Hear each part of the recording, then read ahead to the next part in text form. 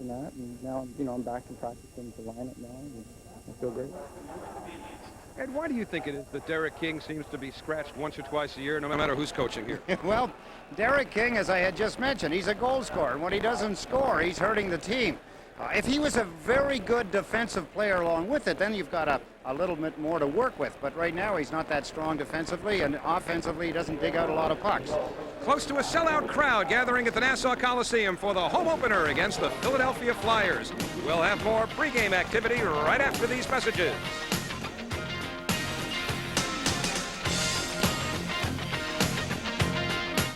There's a lot to think about when you're driving a car. That's why before they designed the i30, Infiniti videotaped the eye movements of test drivers. Then they used these videos to help optimize the placement of controls and instruments, so that when you're driving an i30, the road is what you tend to see the most. It's just one of the many features on the i30 that deserves a closer look.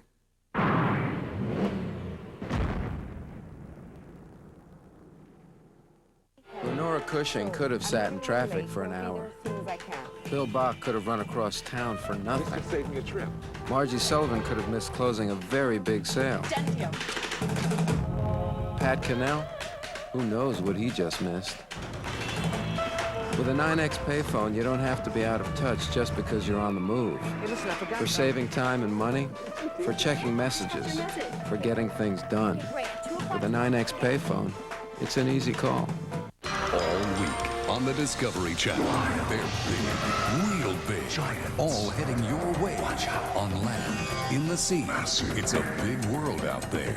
Every weeknight, all week. Check it out. Throw your weight around. Play with the big boys. Take us to here. Find out if the biggest are the meanest. Get this close. Weigh in with nature's giants on Wild Discovery. Every weeknight at 8 Eastern and Pacific on the Discovery Channel. Explore your world. We'll get you out to the Coliseum for the start of tonight's game in just a moment. If you're just tuning in, there has been some movement as it regards Darius Kasparaitis. Earlier tonight, Stan Fischler spoke with Islanders general manager Don Maloney about the holdout defenseman. He also discussed the Kirk Muller situation. Here's what Maloney had to say to Stan.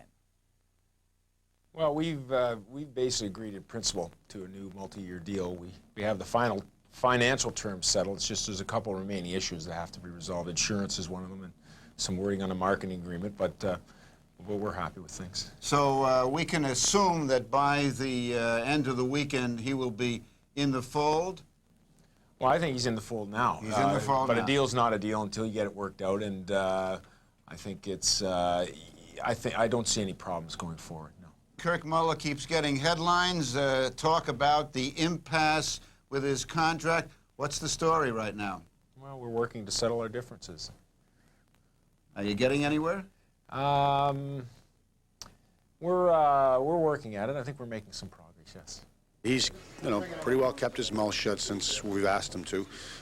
He's been as hard a worker as anybody we've had in practice. Well, I don't really have really much comment on it. Right now I'm an Islander and working hard at it, and the bottom line is we got to win. Tonight on the local scene, all three hockey teams in action. New Jersey is up in Montreal. The Canadiens 0-3. It's their worst start since the 38-39 season. First road game for the Devils. Also tonight, New York is in Toronto to take on the Maple Leafs. Both teams 1-1. Toronto's not shut out the Rangers since 1967. That's the longest streak against any team that they play in the National Hockey League. Tonight it's the Islanders' home opener. They're 0-1. They've taken far too many penalties in the first two games. They're coming off a 7-3 drubbing at the hands of Toronto on Tuesday. The opponent tonight, the Philadelphia Flyers and the Legion of Doom. The Flyers 2-0. They've scored 9 goals. They've allowed just 2. It's a family reunion of sorts. The Lindros brothers meeting. Brett and Eric on the ice tonight at the Nassau Coliseum. Howie Rose, Ed Westfall, and Stan Fischler calling all the action as they raise the curtain on the home portion of the season for the Islanders. Thanks for watching, everyone, and enjoy the game.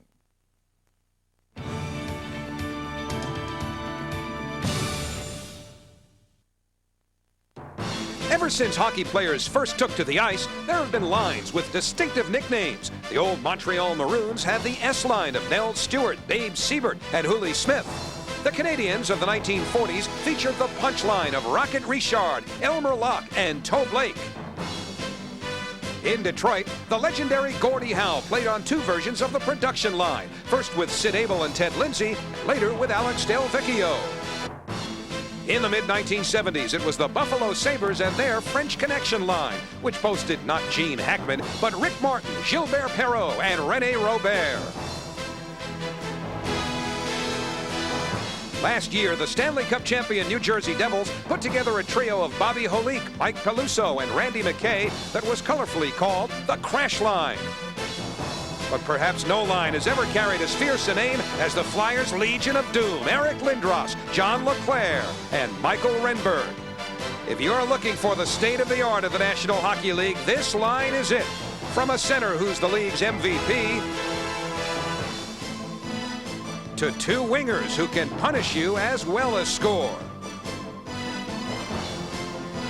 This is what Mike Milbury's New York Islanders face in their home opener. They must return to the physical style they showed last week against the Boston Bruins, because it's crunch time.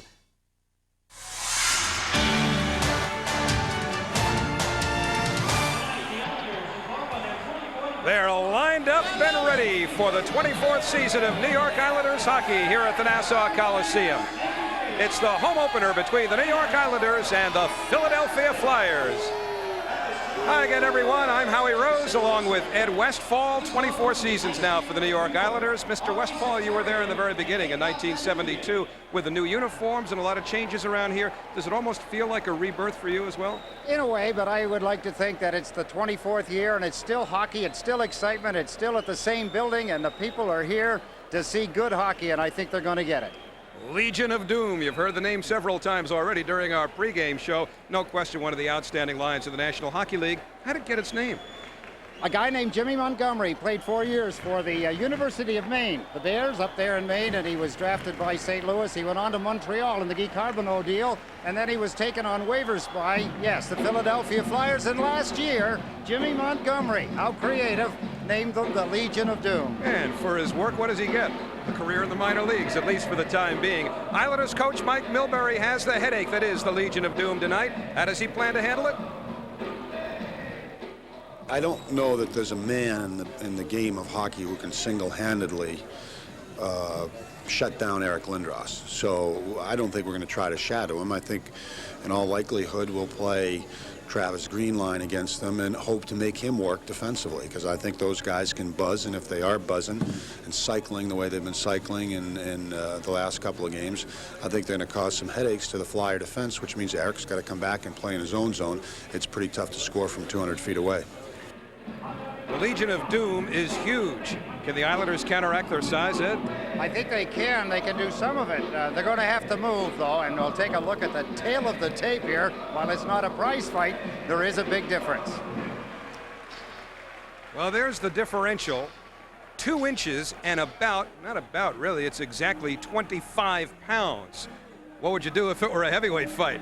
You'd have to get coy, smart, and cagey. And that's what the Islanders will be tonight against the Philadelphia Flyers in the home opener here at the Nassau Coliseum. We're back with the pregame festivities right after these words.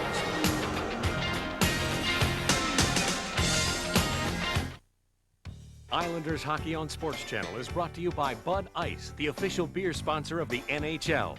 By the Discover card. It pays to discover. And by Nobody Beats the Wiz. For state-of-the-art home electronics, computers, cameras, music, movies, and more, nobody beats the Wiz.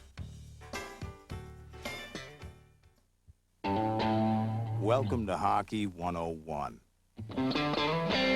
This is the puck. This is the net. This is the Zamboni. These are hits. These are saves. These are goals. And this, well, this is the ice. Bud Ice and Bud Ice Light, the official beer sponsors of the NHL. Boss is selling these Mitsubishi big screens and VCRs like hotcakes. Over at Nobody Beats the Wiz. I want to know how, and I want to know now. They're not asking for any money down. No payments till January '97. No accrued interest. And no hidden charge. What are we going to do about it? We're going to give away these. I like it. Buy any Mitsubishi Big Screen, Big Tube, or VCR and don't pay 1 penny till January 1997. And nobody beats the Wiz Total Entertainment Centers. Lenora Cushing could have sat in traffic for an hour. Bill Bach could have run across town for nothing. Save me a trip. Margie Sullivan could have missed closing a very big sale. Pat Cannell, who knows what he just missed. With a 9X payphone, you don't have to be out of touch just because you're on the move. For saving time and money, for checking messages, for getting things done. With a 9X payphone, it's an easy call. Travel provided by U.S. Air, which proudly serves 22 Florida cities. For your next vacation, look to U.S. Air, the #1 airline for Florida travel. October starts a whole new season on Sports Channel. The defending champion Devils and the new-look Islanders hit the ice against the Rangers, Flyers, Penguins, and more. College football coverage heats up with the SEC, Pac-10, and local favorite Hofstra. Catch Game Time 1/2 hour before Devils and Isles games for scores, highlights, and more. Keep up with the sports world's hottest stars on Ann Ligori's Sports Interview. It's all coming your way in October, only on Sports Channel. Stan Fischler here at ringside at Nassau Coliseum, and this is one of the most enthusiastic opening nights I've ever seen, and I've been at every one of them. One of the interesting aspects of it is the reactions of the fans. I just talked to a couple of fans right behind me, and I asked them what are they excited about, and they are all excited about the uniforms. But they think that the Islanders are going to be wearing their dark uniforms because that's what they wore in the pregame workout, and I mentioned to them that this is all part of the drama, and when I said that they're going to be coming out in the new home whites, they couldn't believe it. They were absolutely astonished. So this is one of the interesting aspects of the new uniforms, the whole new atmosphere here. Right now on the ice, there are a couple of figure skaters that have been doing an act with a little bit of rock, a little bit of rap, and they've been alternating with boos and cheers. The fans don't seem to like the ballet part of it, but they like the speed skating aspect of it. Right now, it seems to me that the crowd is just can't wait for this game to start. As you can hear in the background, there's a tremendous amount of cheering, and the fans are looking forward to this new team. Another thing I notice about this crowd is that it's practically a full house. When we came to the arena tonight, there was a lot of debate in terms of what kind of a crowd they're going to get on opening night, particularly after a losing season last year, the changes, the uncertainty, and right now the fans seem very enthused. Right now the Islander mascot has come on the ice, and he also has been greeted by a mixture of boos and cheers. But I think when the fans find out that Darius Kasparaitis has been signed, which is going to be announced, I'm sure, later tonight. Don Maloney has indicated that to me. And also, we hope to get Darius Kasparaitis down here during the first period and talk to him about that. Take it away, Howie. All right, Stan, you know, I think those ice dancers now feel something like Sophie Tucker and Frank Gorshin did the night that they were on the Ed Sullivan Show when the Beatles were the only act anybody wanted to see that night. Well said, Howie. And of course, opening night is always special, and this one has an extra special flavor as you get a look at the Islander logo, the new logo of the New York Islanders, and as it spins around on the ice, I think this is the new animation for the Islander logo. You get Montauk Point there to start with, and then working westward down the south shore of Long Island. Having flown that many times in my plane, I get the feeling I'm back doing it. That's a wonderful feeling and a tremendous view of the south shore of Long Island. I didn't know I was working with Sky King over here, huh? Now, you know what's interesting, and Ed, you've been here again since the very beginning, so you can comment on this with a lot of authority. It seems that part of the marketing scheme now, and I think the graphic you're watching is a good example of that, or of this, is to portray the Islanders as Long Island's team. You know, they had the NY in the old logo before, and we seem to be almost obsessed with getting their fair share of the New York market coverage, but it seems to be a little bit different now. It's a good point, and you know, all the years of the Stanley Cups, they often wondered how to have the parade so that it was covering all of Long Island, which was almost impossible to do. That's the building we're in right now. There's a lot of speculation as to whether or not the Islanders will be playing in some spanking new building within the next 5 or 6 years. That's for later, because right now, of course, there's nothing concrete on the table. But right now, Alex Sukas, the PA announcer at the Nassau Coliseum, is ready to take us through the opening night festivities. So let's go down to Alex. The sixth coach of the New York Islanders, Mike Milbury.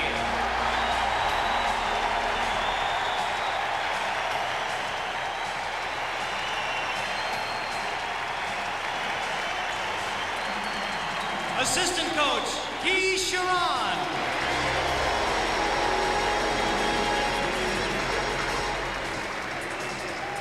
Assistant coach, Bob Froese.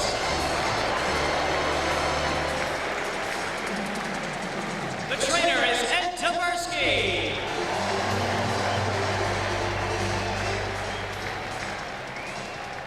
The equipment manager, John Doolin.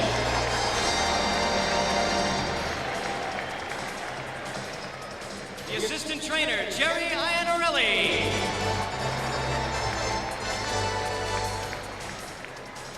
The assistant equipment manager, Joey McMahon. And now tonight's non-uniform players. Number 3, defenseman Dean Chanel. Number 12, Mick Pagoda. Number 15, right wing, Brad Delgado. Number 25, Jan Kaminsky. Number 47, defenseman Rich Pilon.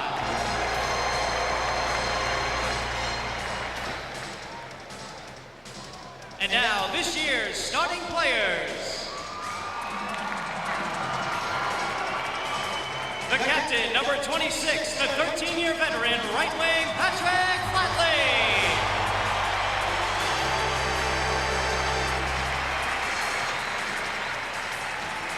Number 4, defenseman, Brian McCabe.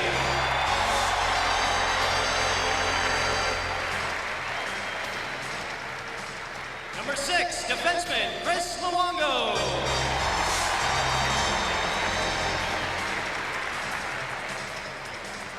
Number 7, defenseman, Scott Lachance.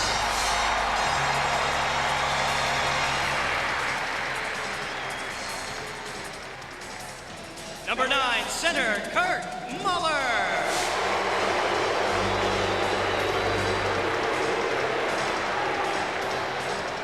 Number 17, left wing, Wendell Clark.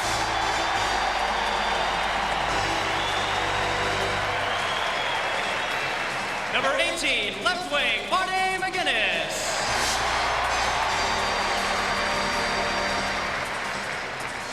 Number 20, center, Bob Sweeney.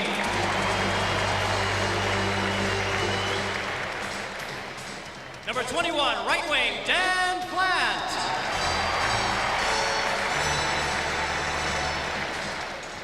Number 24, defenseman, Brent Severin.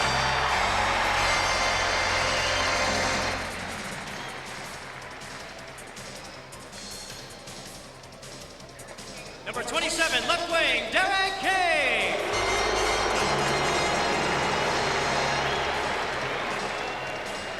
Number 28, center, Alexander Seaman.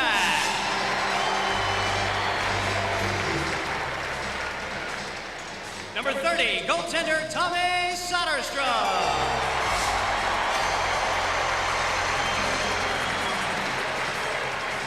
Number 35, goaltender, Tommy Salo.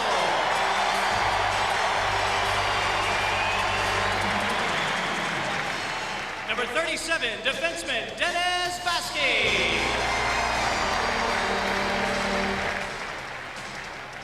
Number 39, center, Travis Green.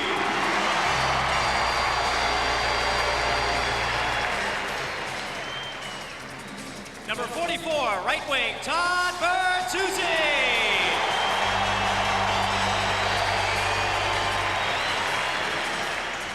Number 68, left wing, Zygmunt Palffy.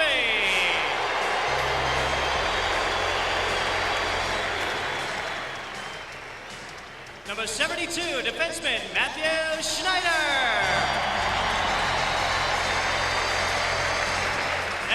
75, right wing Brett Lindros.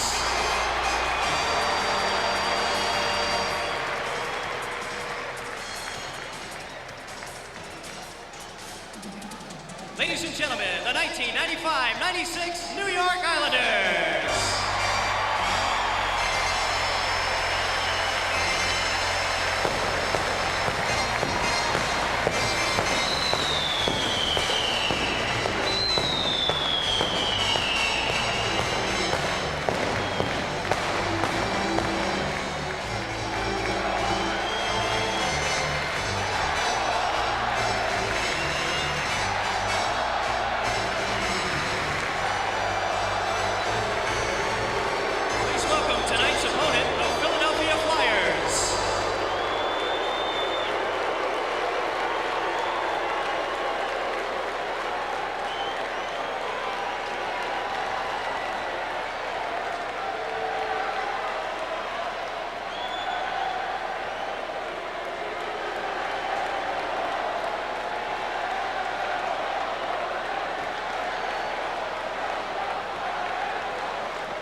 Well, mixed reactions, I thought, Ed, for certain of the Islander players, most notably Kirk Muller. His contract squabbles have him in hot water with the fans, and I guess the Derek King situation has been ongoing over the last few years.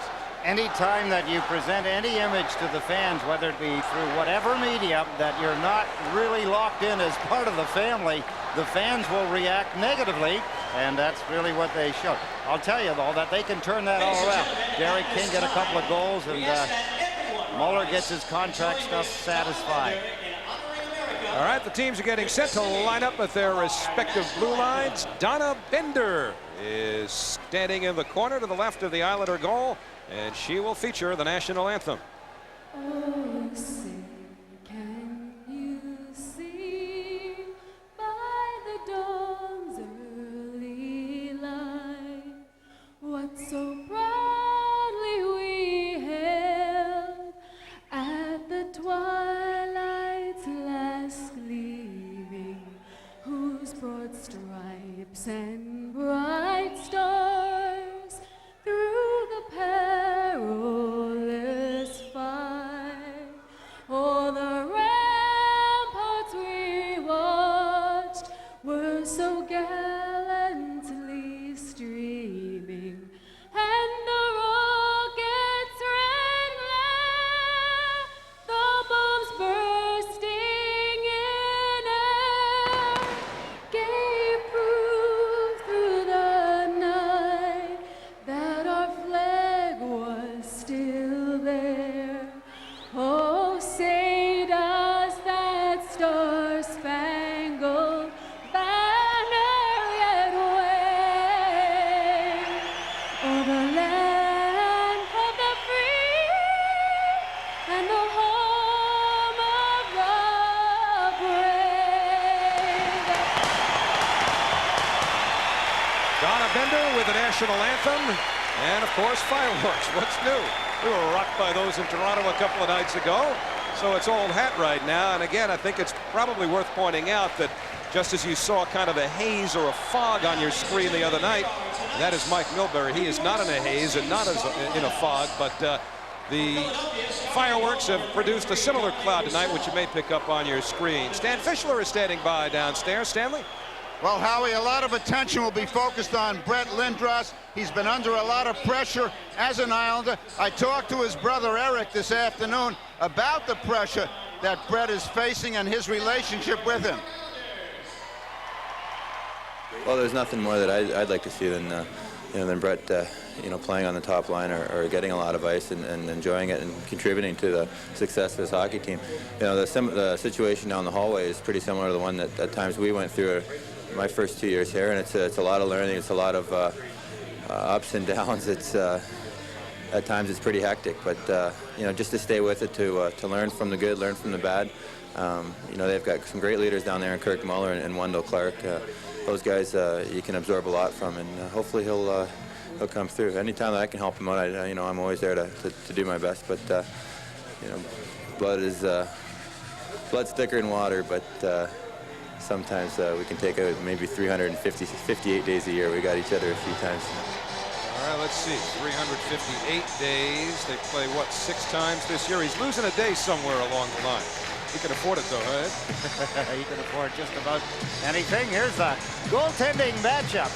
Tommy Salo is going to be in goal for the Islanders, the wonder boy of the IHL last year, Dominic Roussel. He is a great asset as a backup. He's actually the backup to Ron Hextall this year for Philadelphia. Bob Sweeney against Anatoly Semenov on the opening face-off, and the home season is underway. The Philadelphia Flyers slide the puck to the Islander blue line, and Brian McCabe plays it to Severin. He is immediately hit by a former Islander, Rob DeMaio. Got a problem with a clock right from the start here. Only in the last 3 or 4 seconds did they actually start the clock running. The Islanders are off and running on the forecheck. Dan Plott throwing his body around. This is Eric Desjardins moving the puck up the right side for Philadelphia, and then it's sent by Antoski to the Islander blue line. DeMaio chases McCabe and finishes his check. Severin has the puck, and this is Don Plott up the left wing with a right wing corner dump in, affording the Islanders a chance to change on the fly. Flatley's got it. Tried to slide it to the point. Vasky jumped in, couldn't reach it. And now it's brought back by the Flyers. Renberg. Palffy had been knocked down by Renberg on the way to the Islander line, and the puck winds up back in neutral territory. Kjell Samuelsson back with the Flyers, his second tour of duty with Philadelphia. Number 28 on right defense on this shift. Plays across ice to the equally sizable Chris Therien. And the Flyers dump in. Matthew Schneider, number 72 for the Islanders, to Vasky. Vasky tried to clear out up the middle. Always a dangerous play. Was kept alive by Therien. And now it's Schneider once again for the Islanders. Minute 20 gone in the opening period. Here at the Nassau Coliseum as the Flyers change up. First collision of the hockey game, Howie. A heavy hit. Lindros, when he ran into Todd Bertuzzi. Bertuzzi didn't back up much. Now the Flyers bring the puck in offsides across the Islander line. And I don't know whether or not they'll address that clock situation or not, but it was late getting started. Well, the fans are going to get 10 seconds of extra hockey is the way you look at it. But here's the hit a moment ago. Eric Lindros, he loves to set the tone of the hockey game. He turns and bang, right there. When you're on the receiving end, then he goes over and Dennis Vasky makes the play, takes the hit after the play, a legal check, both by Eric Lindros. And you look at the profile, big number 88, now in his 4th season in the National Hockey League. Tied Jaromir Jagr for the scoring lead last year, but was awarded the Art Ross Trophy, emblematic of the scoring championship, because he had 29 goals. Actually, Jagr was the champ with 32 goals. Right here, you're looking at Kerry Fraser, the referee, over at the scorers table to get a look at things, and he's putting, what, 13 seconds back on? Well, yes, or he's going to reduce it by 13 probably. They were late starting the clock, so we've actually got more time on there than it shows, but they did not miss it. Kerry Fraser never has a hair out of place, does he? Wore the helmet, didn't he, for about, I don't know, a half a year. Gave that up in a hurry. Here's Chris Luongo at the Islander blue line, number 6. Tied up with Joel Otto as the puck moves to the Philadelphia line. Islanders in control. Here's Muller with a drive, and it's gloved up high by Dominic Roussel. Wound around by Svoboda, but kept alive by Muller for the Islanders. Lindros and Otto came together. Quick shot by Luongo is knocked down. And the puck finally corralled by Joel Otto. Longtime Calgary Flame, signed as a free agent with the Flyers. And here's Svoboda's drive, stopped by Salo. Luongo being tested by Deneen, number 11 for Philadelphia. Moved up the other way, Lindros for the Islanders with a hit. But here's Carl Dykhouse getting one through to the Islander goal, stopped by Salo, allowing Forl a chance to break out. Now he moves it to the Philadelphia line. Clark knocks it down, sends Muller in. Lindros headed to the net, being tied up by Kevin Haller. Muller helps out. Took a hit from Brindamore, number 17 for the Flyers. But Muller centers to Severin. His backhander stopped at the defense as it was knocked down by Brett Fedek. Islanders checking well down low, Howie, and that's what they're going to have to do because Philadelphia have excellent defensemen. Here's Desjardins in with a shot that deflects over the net. The follow from a sharp angle by Hewlin hits the side of the cage. And now Derek King in the Islanders zone. Drops it back where it's pushed out by Severin to King. Derek King for the Islanders tried to get a dump into the corner, didn't get enough of the puck. and that forced the play offsides. 3:21 gone, first period here at the Nassau Coliseum. Nothing doing yet on your Model scoreboard. All week on the Discovery Channel. They're big, real big. All heading your way. On land, in the sea. It's a big world out there. Every weeknight, all week. Check it out. Throw your weight around. Play with the big boys. Take a stare. Find out if the biggest are the meanest. Get this close. Weigh in with nature's giants on Wild Discovery. Every weeknight at 8 Eastern and Pacific on the Discovery Channel. Explore your world. After we improved Plymouth Grand Voyager's suspension system to make it even more car-like, we tested it with some very sophisticated, highly sensitive equipment. Plymouth Grand Voyager, only from the minivan store at your Chrysler and Plymouth dealer. Where can you find the newest thing in a minivan?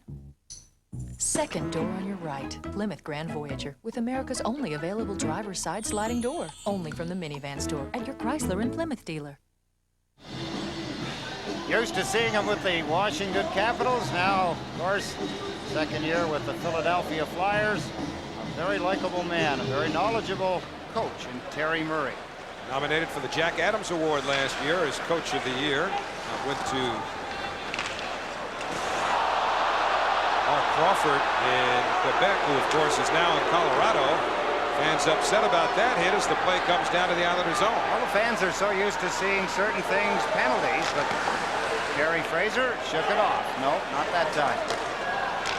This is Kevin Haller on defense for the Flyers, wearing number 5, getting it away to Palffy, who shot it stopped. Green on the rebound, shot it over the net. The puck on edge, and Green lifted it too high. Bertuzzi with a good body check on Desjardins of the corner, but the Flyers come back out. Lindros hit by Vaski, recovered by Renberg. Salo made the stop, and it went through the goal crease. And as Vaski played it up high off the glass. And here's Bertuzzi moving with Palffy. Bertuzzi to the slot, shooting save made by Roussel. Good move by Bertuzzi to get a clear shot in the slot. Green and Renberg were tied up in center. And now it's Brent Fedek in the Flyers zone. Islanders changing. Jardin to the red line for the Flyers with a dump in. Now Luongo whips it around, but not out. Terrien floats one. Fedek deflected that. It winds up in the corner. Ullin for the Flyers. Body check on him by Muller, who took him down, and a penalty coming up to the Islanders.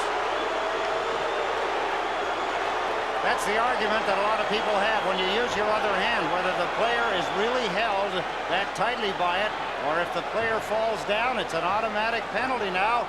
Restraining. Watch the left hand of Kirk Muller. Reaches out there. Now that was always acceptable, but when he pulled him around and took him down, if he'd have left it alone, it was the second effort by Muller that drew the first penalty of the hockey game. Let's take a look at the first scoring chance by the Islanders. Down deep, Kevin Haller, number 5. He looks, doesn't see. Good pursuit. Bertuzzi is after him. He hands it away.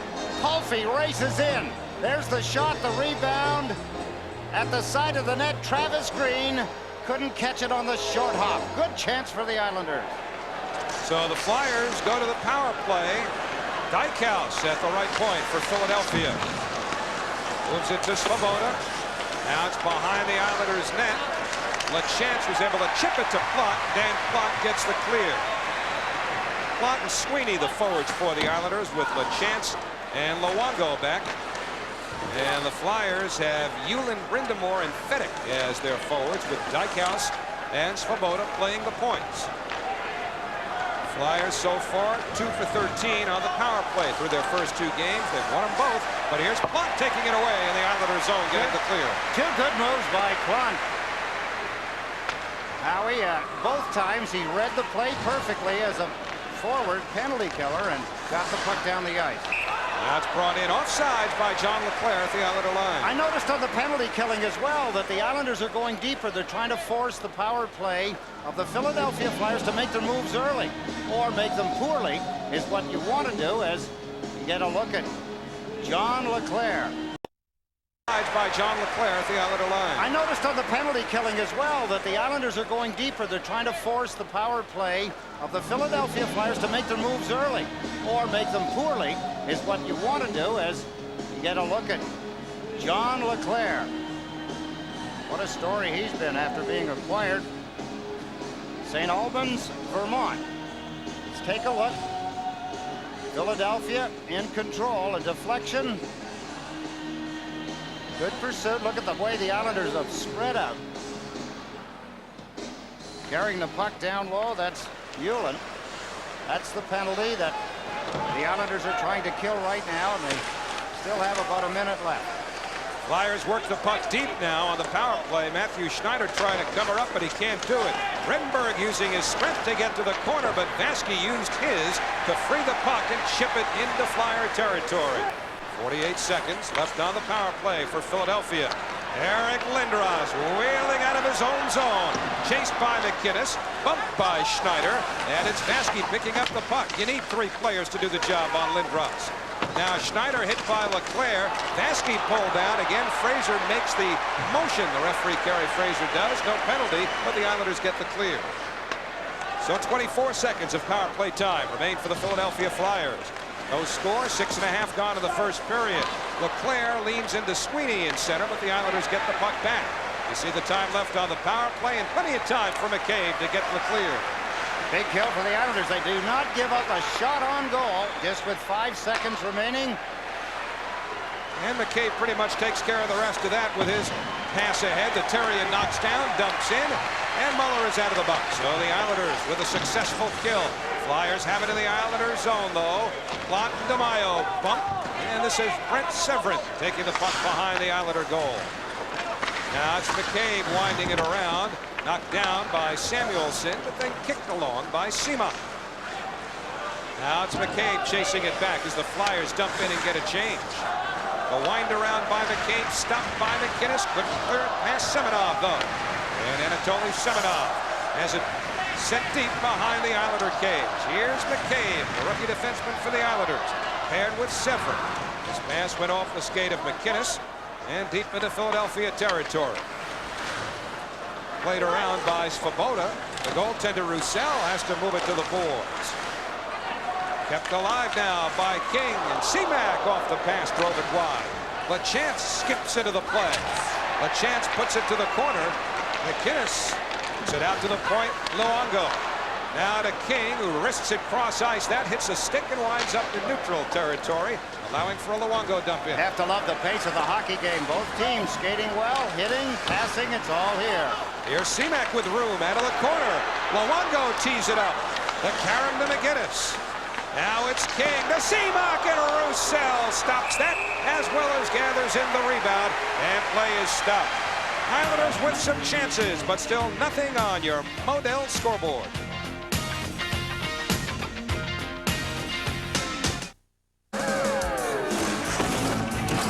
Hey, hockey fans, there's a new official in the NHL, one that's making a big hit.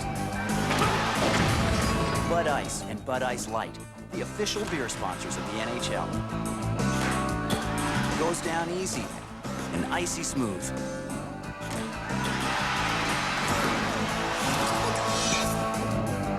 Bud Ice and Bud Ice Light, an official you'll like.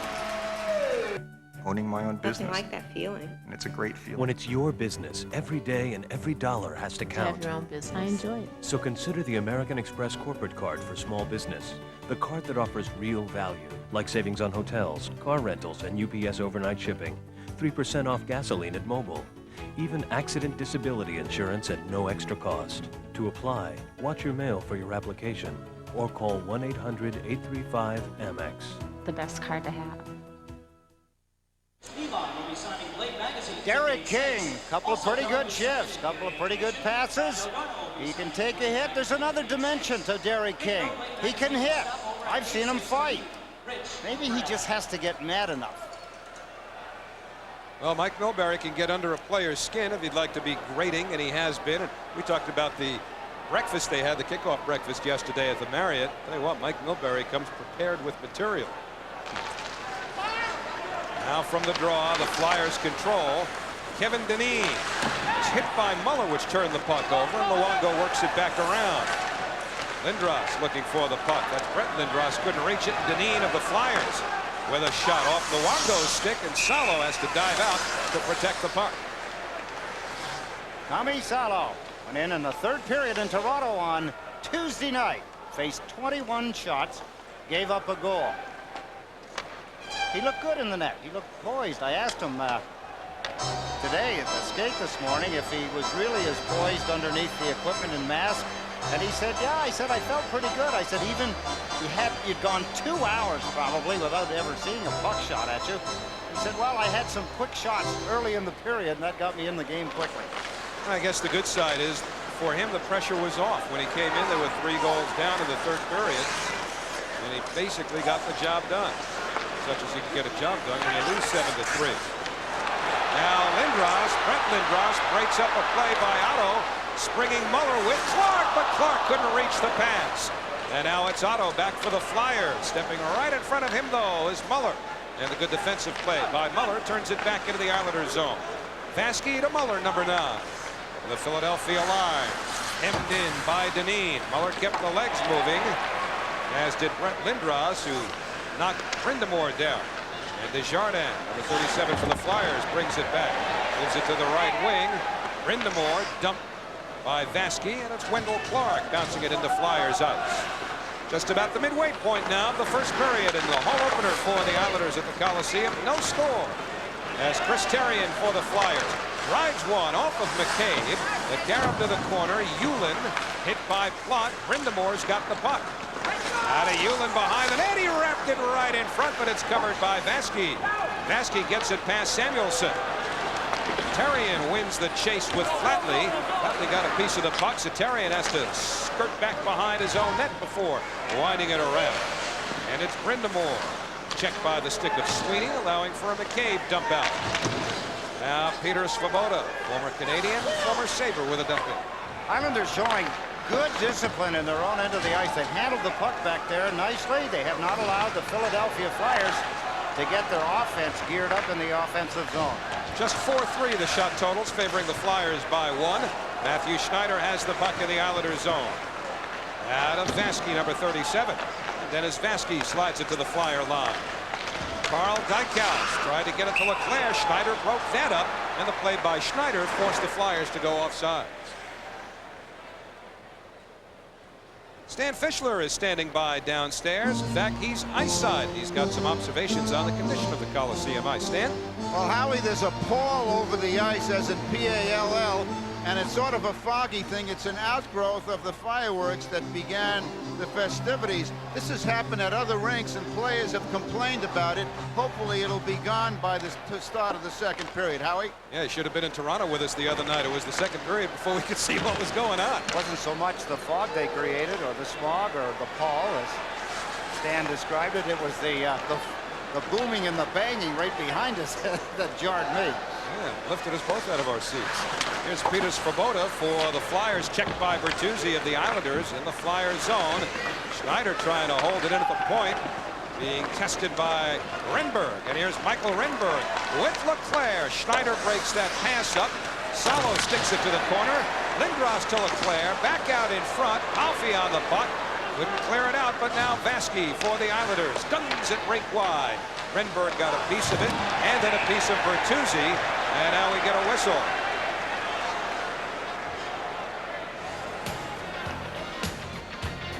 .8:41 remaining in the first period here at the Nassau Coliseum. The Islanders and the Flyers are scoreless as you look at the Modell scoreboard. Listen up, New York sports fans. Now there's a magazine just for you, New York Sports Scene.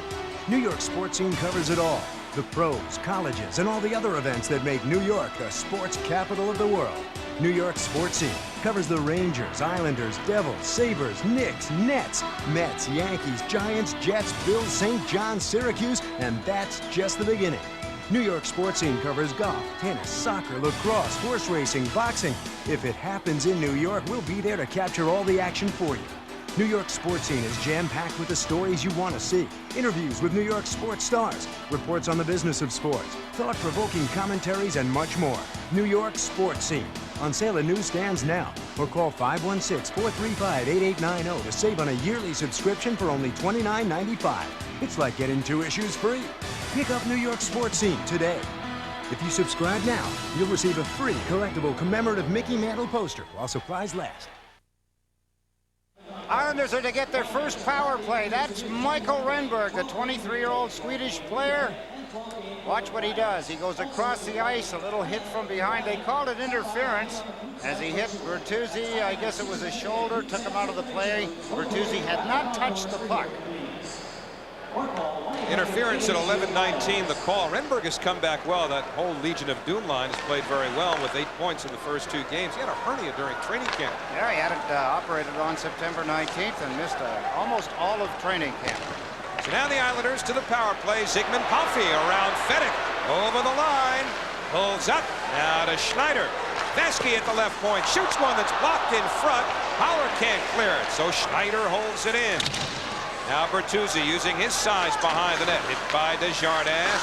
Now it's Palffy centering. Green missed it. Schneider to Bertuzzi. First shot saved. So is the second. And Roussel covers up. Beautiful movement of the puck by the Islanders power play. Dominic Roussel down on all fours, trying to grapple it in. But the Islanders, Todd Bertuzzi standing in front of the net, deflecting the puck. Roussel down early. Take a look behind the net. That's Bertuzzi as he fed it to Palffy. In front of the net, Travis Green missed it. And here, Schneider passed it. There's the deflection. Actually, he was trying to pass it out to Travis Green, but Renberg got a hold of it. There you look at Travis Green. He had a great first game in Boston. Mike Milbury said at the breakfast yesterday, you're only as good as your last game. So, Travis, you weren't very good in Toronto. And from the draw, the Flyers get the puck down the ice into the Islanders' zone. And the players don't take offense to that stuff, really, at least not in terms of what they told us at the practice this morning. They know that's Mike, and they actually kind of like the honest approach. Here's Bertuzzi spinning, shooting, Roussel the save. Cleared to the line, but Schneider holds it in. Minute to the power play. Matthew Schneider looking for room. Now to Palffy. The drive and the stick save by Roussel. Green pounces on the rebound. Palffy to Schneider. Now to Vesky, who steps up. Glove save, Roussel, and he holds on. Islanders didn't get anybody in front of Dominic Roussel when Vesky got the puck from Schneider. You've got to get somebody over there.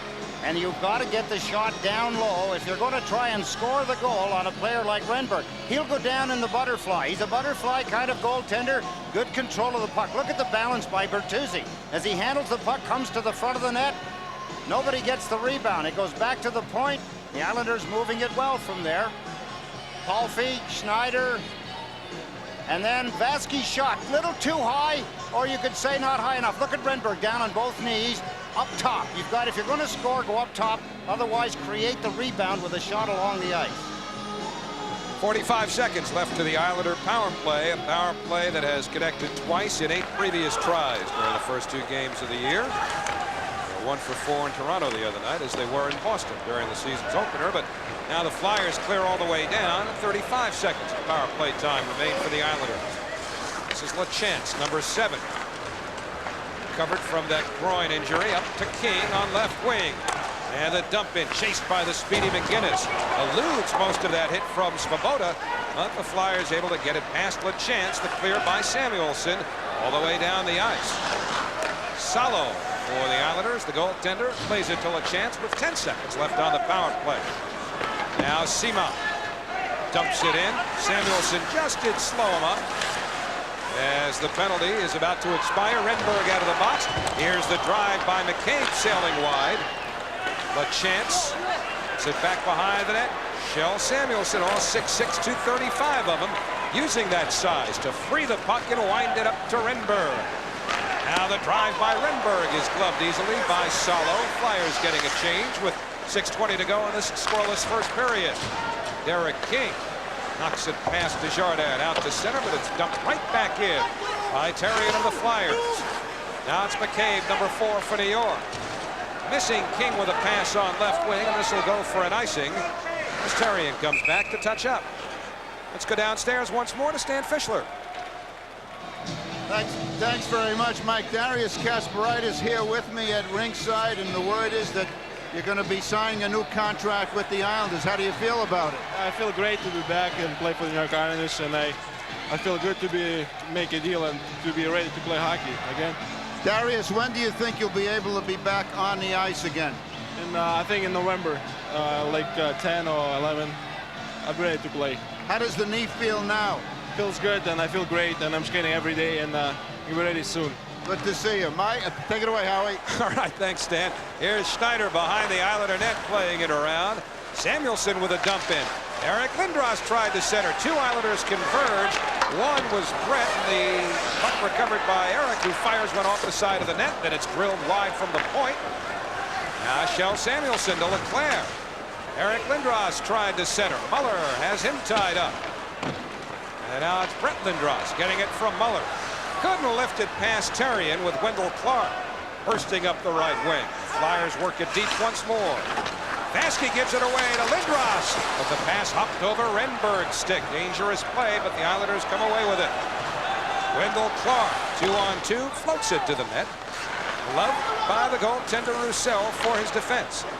And Svoboda moves it along, an offsides pass across two lines. Interesting that Travis Green, of course, the power play just being over. Be a little tired, but they have Lindros out on Lindros that shift. During this break, true Islander fans will be taking to the ice. Bud Ice. It's the smooth taste that goes down easy. Bud Ice, the official Bud sponsor and beer sponsor of the National Hockey League. 5:10 to go in this first period. The Islanders and Flyers are scoreless. Mike Milbury making a change as you look at Brett Lindros, who was very involved on that shift, Ed. Yes, he was. He's been very involved in the hockey game. He's been more involved so far this season, showing that he wants to learn, wants to play, wants to get better. They are his career, goal and 4 assists, but I think he's playing with much more confidence this season. So far he is paying off. Doesn't seem to be going in the wrong direction. One of the observations we had last year that he just didn't seem to get himself into the flow of the hockey games. He was coming up the ice when the puck was going the other way. Well, look at what the extra year in junior did for Bertuzzi, and you could see the improvement that he's made. You wonder how much more advanced Lindros would be if he had the opportunity to play all last year rather than half of it in juniors. 4:45 to go, scoreless first period. Flyers offsides at the Islander blue line. Closing stages, first period, and still nothing on your Model scoreboard. Hey, hockey fans, there's a new official in the NHL. One that's making a big hit. Bud Ice and Bud Ice Light, the official beer sponsors of the NHL. Goes down easy and icy smooth.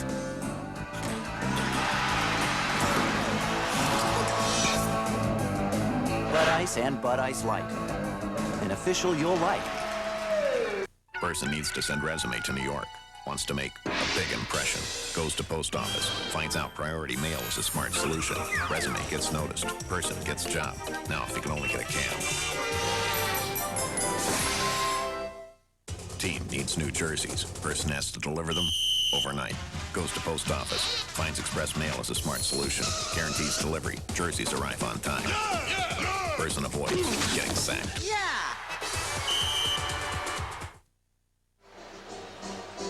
There you look at the head coach of the New York Islanders, and if you were not tuned in to game time prior to the start of tonight's game, you missed something real good. We mic'd Mike during the Ranger Islander preseason game here at the Coliseum on the 2nd of October, and I think if you did not see it, you missed some insight into the personality of Mike Milbury. Certainly does go up and down behind that bench. His feet are in motion. His lips and tongue are in motion. Always talking. Look out here. Here comes Dan Plott bursting towards the net. Antosky catches him from behind. Sean Antosky, one-time #1 draft pick of the Vancouver Canucks. Big kid, 6'4", 235, but you saw it there. He can motor. He can motor for sure. One of the scouting reports on him, excellent speed, and he showed it catching up to the Islander from behind. Basically, he's been a fighter during the early stages of his NHL career. Now we get a whistle and a penalty coming up as Kerry Fraser spots the hold on Rob DeMaio. Kerry Fraser explaining it to the ex-Islander, Rob DeMaio. Holding, grabbed a hold of him. So Robbie gets a penalty. This is a back-to-back penalties. Let's take a look at Plant as he broke up the left side. It appeared as though he had a breakaway. This is normal speed. There he goes. He's got it. But look at the stride. Look at number 8. Look at him dig and get back there. That's a big man. He looks more like Rob DeMaio getting back. And DeMaio has good speed, but he looks fast because he's small. But he uses his speed, uses his long reach, and stripped the Islander of the puck, Dan Plant. So the Islanders to their second power play. Flyers can't clear. This is Vesky at the left point. Around to Bertuzzi. Desjardins in quickly on him. Brindamore, number 17, digging for the puck. Falls down. You can do that in your own zone. The hand pass to Haller, who clears all the way down. Still hear a buzz every once in a while from fans who see one player direct to a teammate with his glove, but you can do that in the defensive zone. Exactly. Changed that rule about 5, 6 years ago, as that dump in results in an offside. Take a look at our Chrysler League leaders. Rookie scoring leaders, and of course scoring leaders a week into the season don't always tell you a whole lot, but there are a pretty good series of rookies this year, and there you see where Todd Bertuzzi of the Islanders fits in. Right, halfway. Yakmanev, Donovan, Days, Vela. Islanders, first time we've seen them in their home white uniforms. Yakmanev of the Kings had 2 the other night. He's got 4 goals on the year now. He tied Vancouver 7-7 last time the Kings played. Here's Alexander Seema. Get over the Flyer line. Now a chance. On off the boards to McInnes. Nobody in front of the net yet. Now McInnes. Seema couldn't hold the pass, but Chance backed it up though. Minute to go to the power play. Still no Islander anywhere near Dominic Roussel. The pass comes harmlessly to the Flyer net. Well, you know instinctively that when the puck is along the boards and you haven't got good control of it. If you go to the front of the net, there's 2 giant defensemen standing there in Philadelphia uniforms in front of Dominic Roussel. If you move it out there, it's almost as if you're giving it away. You've got to start to get it on the perimeter and move it around a little bit better. This is what the Islanders were trying to do. They never got good control. You see the back to the play all the time. That was Marty McInnes. And there's C-Mac as he gets in trouble. Then finally the puck does move to the net, and Roussel is going to stop it so he can get a change of penalty killers. Terry Murray was saying before that Dominic Roussel needed to work a little harder. So they brought in Garth Snow, who's clearly the 3rd goaltender. But the feeling was that it would push Roussel to better work habits. His performance wasn't bad last year. Ron Extall was the goaltender during the playoffs. Joel Otto, shorthanded, gets a shot on. Salo's got that. Still looking to drop it off. Gary Fraser wants him to. Now 36 seconds remain to the Islander power play. Crowd getting a little impatient as Matthew Schneider, number 72, hits the red line. Gets a dump in that Roussel couldn't handle and is finally cleared by Podine. One of the scouting reports says that Roussel does not handle the puck well. He didn't handle it all that time. That was a bad move by Dominic Roussel. And the final 15 seconds of the Islanders power play has them trapped in their own zone. Now a chance up the left wing for Green. Over the line comes Travis Green to Bertuzzi. Todd Bertuzzi behind the net looking for a play. That's it to McCabe. Penalty's over. McCabe puts it behind the net. That's jumped on by Svoboda. He shoots it out of the zone. After it is Podine, and here's Sean Podine over the line to DeMaio. Now to Lindros, but a good play by Severin to lock sticks with big Eric Lindros. And the Flyers have it back in their zone. DeMaio up the right side to Lindros. He centers one. Severin rolled LeClair off. And here's Muller back the other way. Up to Clark on left wing. Now it's Muller closing in. Muller to the corner. Kirk Muller still with it. Desjardins cuts him off. And Renberg with a good poke check. Got it away from Brett Lindros. And there's Brett bumping his brother Eric, who leaned into the Flyer bench. Almost put him back on the bench. That's changing on the fly, literally. And now Eric returns the favor, at least to Islander defenseman Chris Luongo. Renberg gets the puck. But a good play by Vasky. Takes it back. Islanders still can't clear. Samuelson shot blocked by Muller. And it's Kirk Muller, number 9, lugging it in. Wearing a shell, Samuelson. As we approach the final minute of play, fans wanted a penalty there. Flatley didn't get all of his body on Lindros. And Renberg starts back for Philadelphia. He's hit hard by Muller. Finishing the checks, Kurt Muller a couple of times on the one chip. Well, Dennis Vasky didn't get across the red line there, but Roussel had to play the puck to avert an icing. 34 seconds left in the period. Flatley for the Islanders to Schneider, who skips one wide. Bob Sweeney jumps on it. Therrien jumps on Sweeney. Now it's Flatley centering, but only Fedek of the Flyers there, and they go to the transition. Now it's Brindamore over the line to Yulin. Yulin shot it wide. Brindamore trying to tuck it into the open cage, but shot it through the goal crease. 10 seconds left in the period. Schneider with a hard dump in. That's covered by Dykhouse. And time will run out in this first period that featured a pretty good pace, lots of hitting, but no scoring.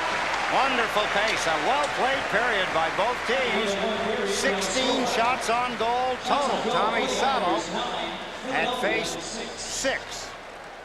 2 power plays for the Islanders, 1 for Philadelphia. No one converts. We're scoreless at the end of 1 from the Nassau Coliseum. We'll be back with between periods activities right after we send it to Matt Loughlin in our Game Time studios. Howie, all 3 local teams in action tonight in the National Hockey League. Up in Montreal, the Devils are playing the Canadiens. Meanwhile, the Rangers are in Toronto to take on the Maple Leafs. When we come back, we'll tell you how things are going in those 2 games, and we'll also take a look around the National Hockey League and tell you what's going on the baseball front. But first, we're going to take a short break here. When we come back, Todd Bertuzzi standing by. He'll be talking with Stan Fischler. After 1, the Flyers and Islanders are scoreless.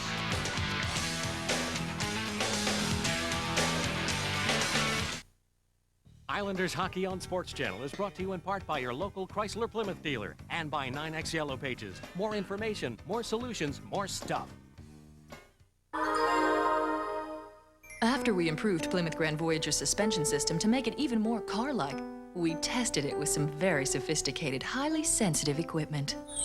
Plymouth Grand Voyager, only from the minivan store at your Chrysler and Plymouth dealer. Where can you find the newest thing in a minivan? Second door on your right, Plymouth Grand Voyager, with America's only available driver's side sliding door, only from the minivan store at your Chrysler and Plymouth dealer. Think about Wall Street for a second. Think about the information going through here every day. The voice traffic. No, forget voice. Think about the data. Think about the money. All going through those 9X lines. All the brokers. All the banks. All the transactions. It's got to be the online capital of the world. And that's just Wall Street. You got the rest of the city. The rest of the state. Most of New England. Not to mention this company. The 9X network is one of the biggest, most advanced anywhere. And we're on it. Now that's a network. That's a network's network. In today's hectic world, it's sometimes difficult to find time for the most important people in our lives. I found a way to keep in touch 24 hours a day. My Motorola pager from Nobody Beats the Wiz. It's smaller than your wallet, inexpensive to use, and you can screen your calls. Check your This Week at Nobody Beats the Wiz circular for a great selection of Motorola pagers and service options at prices too low to miss. So keep in touch with the Motorola pager from Nobody Beats the Wiz. Excuse me, I've got to use the phone. Stop what you're doing, man, it's out of control. It's the New York Knicks, and it's all about soul. For action, you just gotta see. It's the New York Knicks. The New York Knicks take on the Philadelphia 76ers in exciting preseason action at the Nassau Coliseum, Sunday, October 29th. Tickets on sale now at the Coliseum box office and through Ticketmaster or by phone. Don't miss this year's JCPenney Classic, sponsored by 9X Yellow Pages. Go New York, go New York, go! Go New York, go New York, go! A sparkling first period of hockey, still no score between the Flyers and the Islanders, and a lot of very effective Islander play in the Philadelphia end. There's the shots on goal. The Islanders 9-6 over Philadelphia. My guest Todd Bertuzzi, who had an excellent first period in my eyes. I don't know how you feel about your game. How'd you feel about it? It was good. The tempo was really upbeat. Everyone was really going in the dressing room. We're really motivated for this first period. We had to come out flying, and that's what we did. Now, Coach Mike Milbury might get on my case for allowing you to get a big head, but I'll tell you, here's from Boston. Ray Bork says about Todd Bertuzzi, I'm really impressed with him. He's big, he's strong, he's fast, and he's got skills. He's going to be a good one. What's your reaction to a Hall of Famer like Bourque talking about you like that? Oh, it's always good to hear those kind of comments, but you got to back it up game in, game out, and that was just one game. I got to continue that, and hopefully if I keep working hard, I will. One of the impressive things about the first period from my viewpoint was that each one of the 4 Islander lines looked effective. There wasn't one that was really much better than the other, and you guys took the play. Yeah, that's what's going to win games. You got to have 4 lines going, and all 4 lines were used that period, and everyone was really going. And to win the games, we're going to have to go. We're going to have to go with 4 lines. It's hot out there right now, and you can't last too long on the ice. So you got about 30, 40-second shifts, and you're off. So. Are you awed by Eric Lindros when you see this big guy, or do you just treat him with no respect at all? Oh, you can't treat him with no respect. He deserves it, and but game's a game, and it doesn't matter what the name on the back is. It's the crest you're playing against, and just got to go out there and keep on banging. Pretend you're in the Islander room now. What do you think Mike Milbury is telling the guys? Just keep it up. We got to keep on forcing them down low, and no more turnovers in the neutral zone or our blue line or their blue line. We got to get it in there and outwork their defense and capitalize on the chances we got. Thanks very much for coming. We'll have more with Matt Loughlin in our Game Time studio right after this break.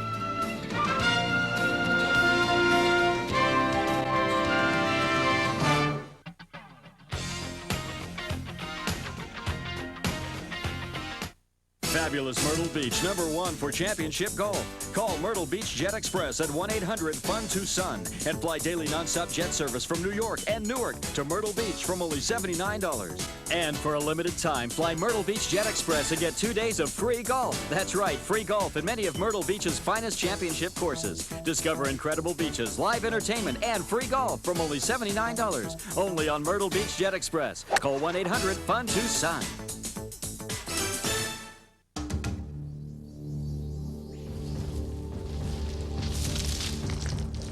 Are you lost in a financial jungle?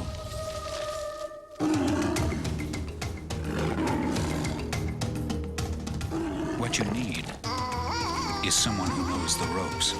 Someone you can count on for advice and financial information. MetLife can help you tame the risks and help you make sense of it all. Get Met. It pays. Islanders Hockey on Sports Channel is brought to you in part by Nissan. It's time to expect more from a car. And by the Discovery Channel. Explore your world. All week on the Discovery Channel. They're big, real big. All heading your way. On land, in the sea. It's a big world out there. Every weeknight, all week. Check it out. Throw your weight around. Play with the big boys. Take us to here. Find out if the biggest are the meanest. Get this close. Weigh in with nature's giants on Wild Discovery. Every weeknight at 8 Eastern and Pacific on the Discovery Channel. Explore your world.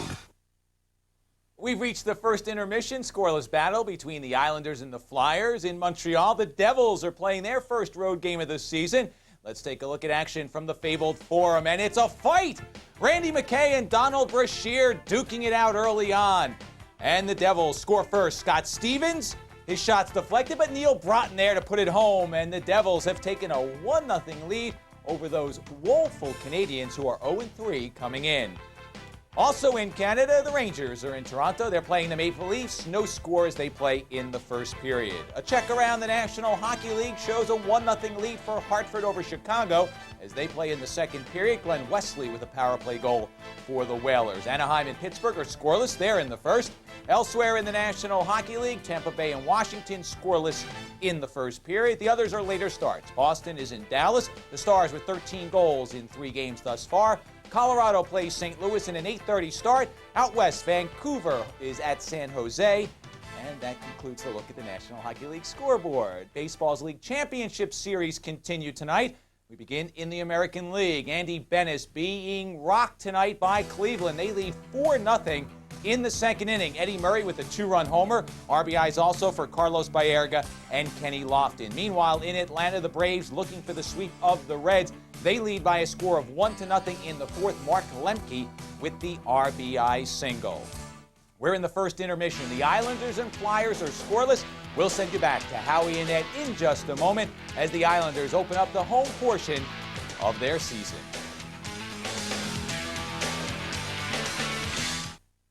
Hi, and welcome to Nobody Beats the Wiz. Quarterback Cameron Lodoff. Contestant number 1, Boomer from Long Island. Quarterback and all-around ham. Contestant 2, Phil from Jersey. Quarterback turned broadcaster with the softest hands I've ever felt. Phil, being the home team, will compete blindfolded. Of course, he is using a Fuji camera with Fuji's exclusive drop-in loading. Gentlemen, load your cameras.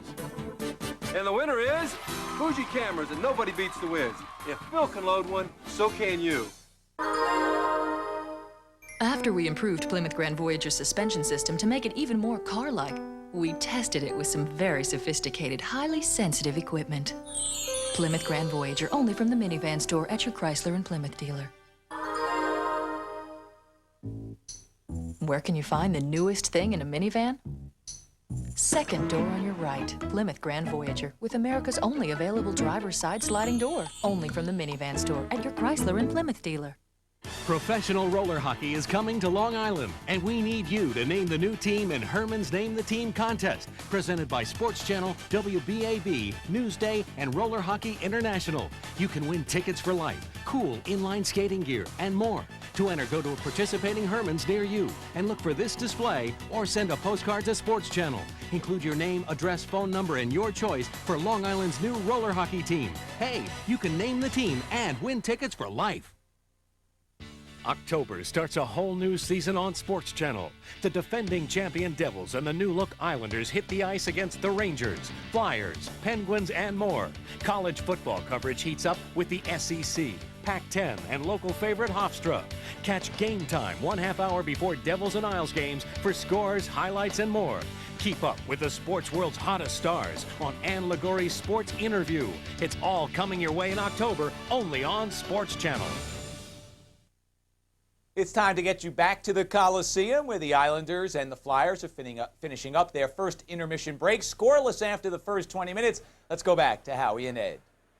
All right, Matt, thanks very much. Yeah, no score during the first period, but I thought a pretty good pace and a pretty good physical tone set by both teams, Ed. Wow, I'll tell you, there was no lack of hitting in the period, Howie. And, you know, hitting has always been a good part of the hockey game, done properly, sticks and elbows down.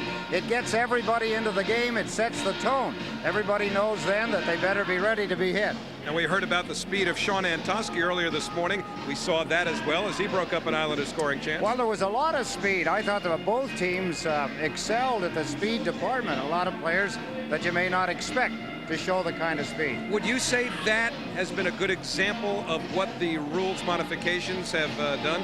I'm loving it. I talked to Kerry Fraser, the referee of this hockey game, before the game, and he's enjoying it himself. He said that, yes, the game is at a better pace every night. All right, let's take a look at our first period highlights, such as they were, brought to you by the U.S. Postal Service. Again, no scoring, but some pretty good chances. Some pretty good chances. One delivered to the Islanders here. The defenseman Haller turned. Ziggy Palffy read the play perfectly. There's his shot, the rebound. Travis Green just missing as he popped it short over the top of the crossbar. And as we mentioned before, some pretty good hits as well. Lindros, you always expect him to be hitting, and hitting loosens up pucks, and here a shot from the point. Terrien letting go. Easy save by Salo. And some of the hits in the hockey game, boom. Everybody expects to get hit. There's a hit on Lindros. That was by Muller. Boom. Down the wing, you can see that was Brett Lindros gets knocked down. That was a penalty that Muller took, but you can see bodies flying all over the place. One period in the books here at the Coliseum. The Islanders and the Flyers are scoreless. We'll have more after this.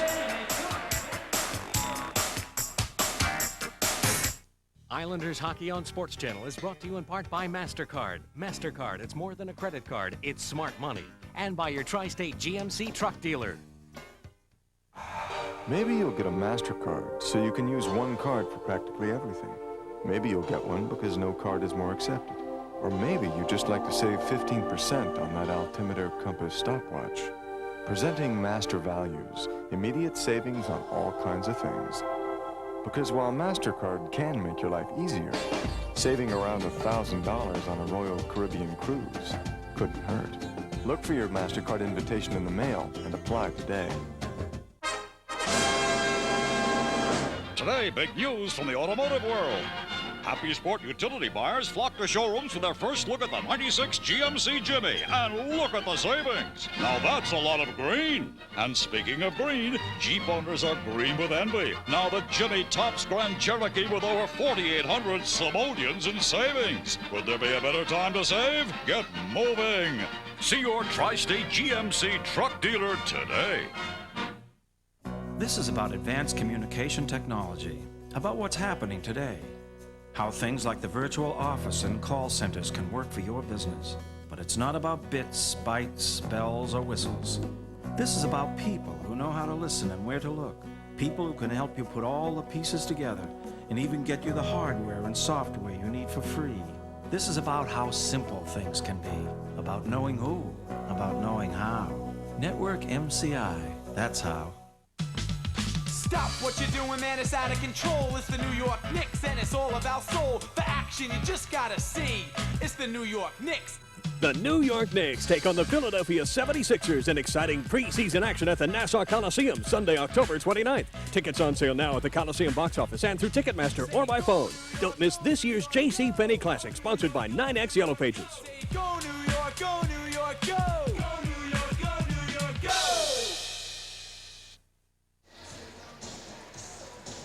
Well, as we mentioned, a real good pace to that first period as we get set for the second between the Islanders and the Philadelphia Flyers. And there's a whole lot more to come between now and at least April. And you can catch the power, speed, and excitement of Islanders hockey by taking advantage of full season seats or outstanding mini plans featuring 21 or 12 game packages with lots of great games and discounts. Why don't you call the Islanders ticket hotline right now? Yeah, you can call them as we speak. Representatives are standing by at 1-800-882-ISLES. You can capture the excitement and intensity of Islanders hockey at great prices. So call 1-800-882-ISLES. Representatives standing by as we speak. That young fella's going to have to pay cash because no way he's got his own credit card yet. But they do take credit cards. Well, they'd accept either or from a guy that makes over $3 million a year, which is what Eric Lindros. About $3.5 million. The Hart Trophy winner this year. There's his brother, who of course would love to win that at another time. And the fans now exercising their agreement that Darius Kasparaitis has agreed in principle to a multi-year contract. Stan Fischler talking with Don Maloney before the hockey game. Does that mean? You see how they spell that? Can we get that again? Does that mean Darius is now going to be running a school somewhere? That's Kirk Muller, of course, who is the next Islander up on the contract agenda of general manager Don Maloney. At least that's what Kirk hopes. Right here, the second period begins with Muller leaning in for the face-off against Joel Otto. Kerry Fraser not satisfied with stick placement on the part of Muller. And so Kirk has been tossed. He's a left wing for the time being as Wendell Clark takes the face-off. Not often you see players get thrown out of a face-off at the beginning of a period. Well, Kirk's played a lot of left wing anyway, and for about 1 second there, he was a left wing again. Flyers have the puck as you take a look at Big Shell Samuelson, number 28, over to Chris Therien, number 6. And from behind the red line, he sends it all the way down. Otto keeps it onside to Dineen, whose centering feed hit Muller. Kirk Muller trying to clear, but Therien keeps it in, and the shot deflected wide by Otto. Dineen wraps one right through the goal crease. Now Therien flips one off of Bodine, recovered and wrapped to Dineen by Otto, and that's a stick save by Salo.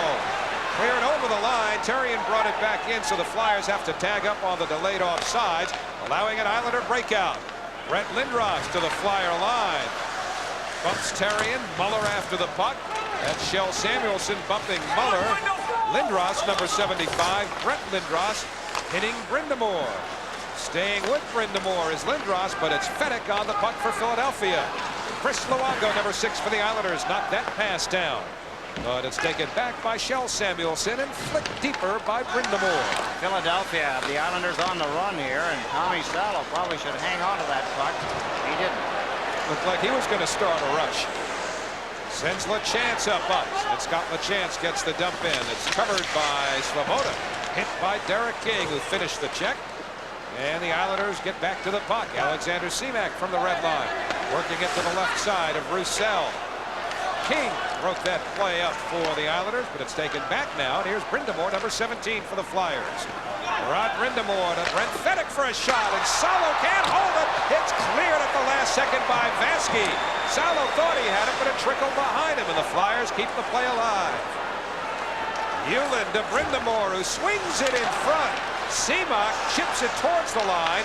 Dykhouse held off by McInnes, but it's Dykhouse with a second effort getting it deep. Combination of the Flyers maintaining the same kind of level of play from the first period. The Islanders have dropped down and they're in trouble. Here's Hewlin out from behind the net. Salo the save. Rebound hit a skate, and Salo covers up. That one hit Luongo's skate and came back to Salo. Islanders making a lot of little mistakes, which are turning into scoring chances for Philadelphia. While they haven't had point-blank blasts at Tommy Salo, Mike Milbury not happy with the way the team has started the second period. There's always a problem when your team opens at home and they play up and then drop down. There's the quick shot off the stick of number 18, Brent Fenech, the Saskatchewan native. Vansky, watch Dennis Vansky. Remember in Toronto when Doug Gilmour hooked him and that puck rolled across the goal line? This time he got to the puck and cleared it away.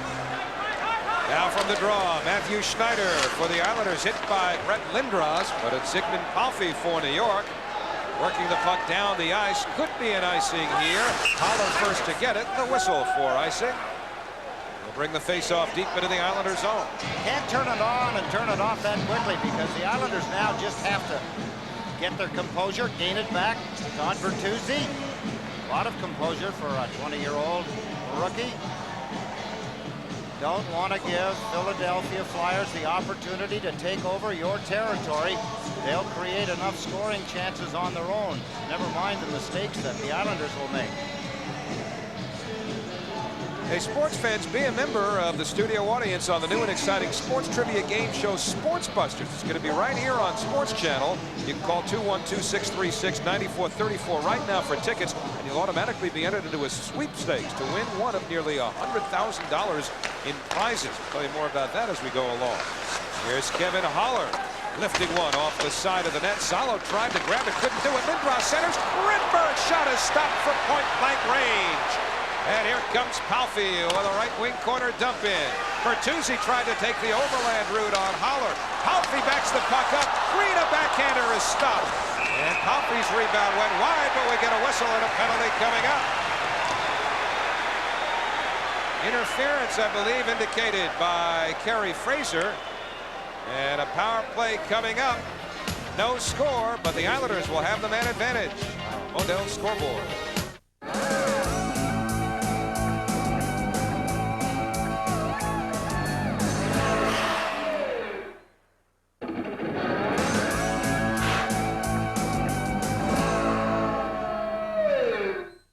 Oh, it were a stormy night, it were, and the waves, they were as tall as buildings. Then, suddenly, crack, one of the waves hit the bow, smashed to bits, but we couldn't let go of the wheel. Then we heard a Hey, honey, didn't we go to school together? You're quite a catch. Hey, what's your sign? I'm a Pisces. 9X. More information, more solutions, more stuff.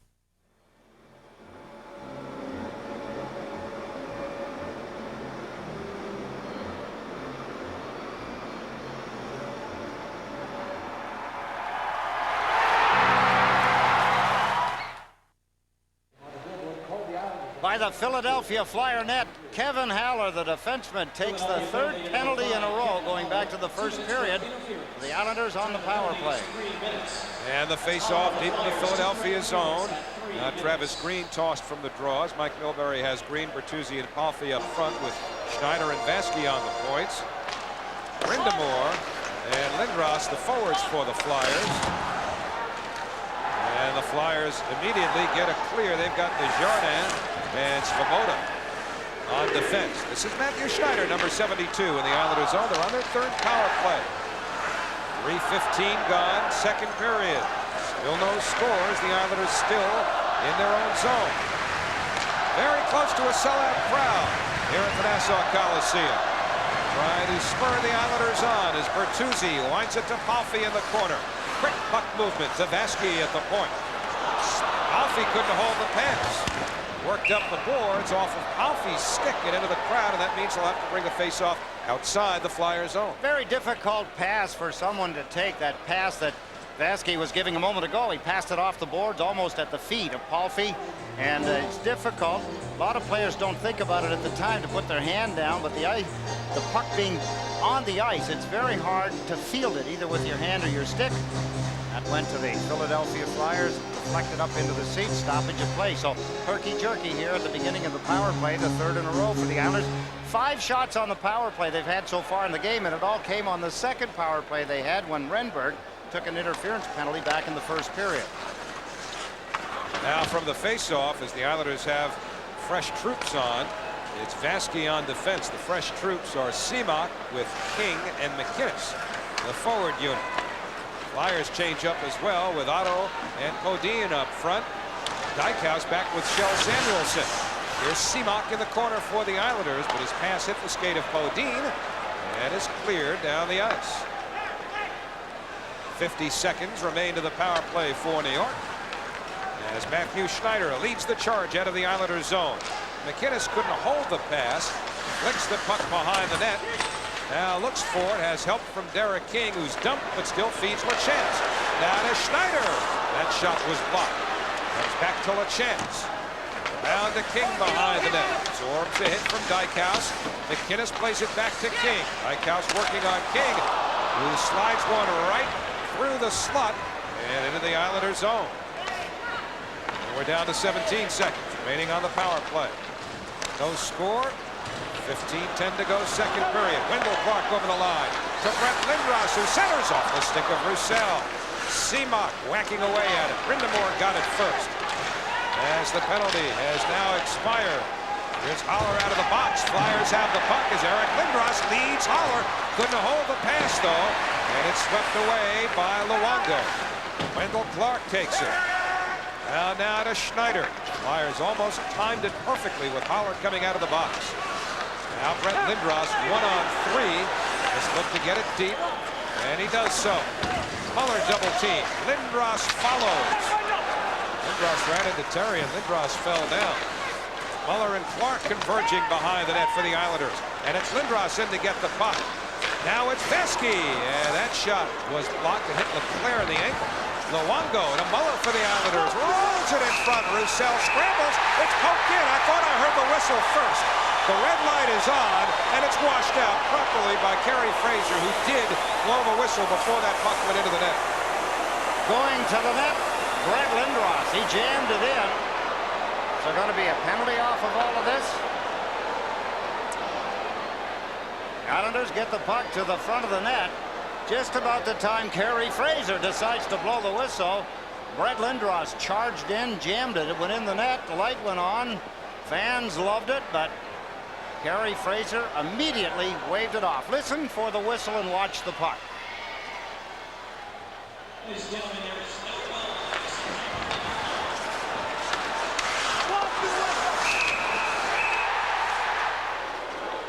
Well, not by much, but we had it right probably by about a half a second as the referee, Kerry Fraser, lost sight of it.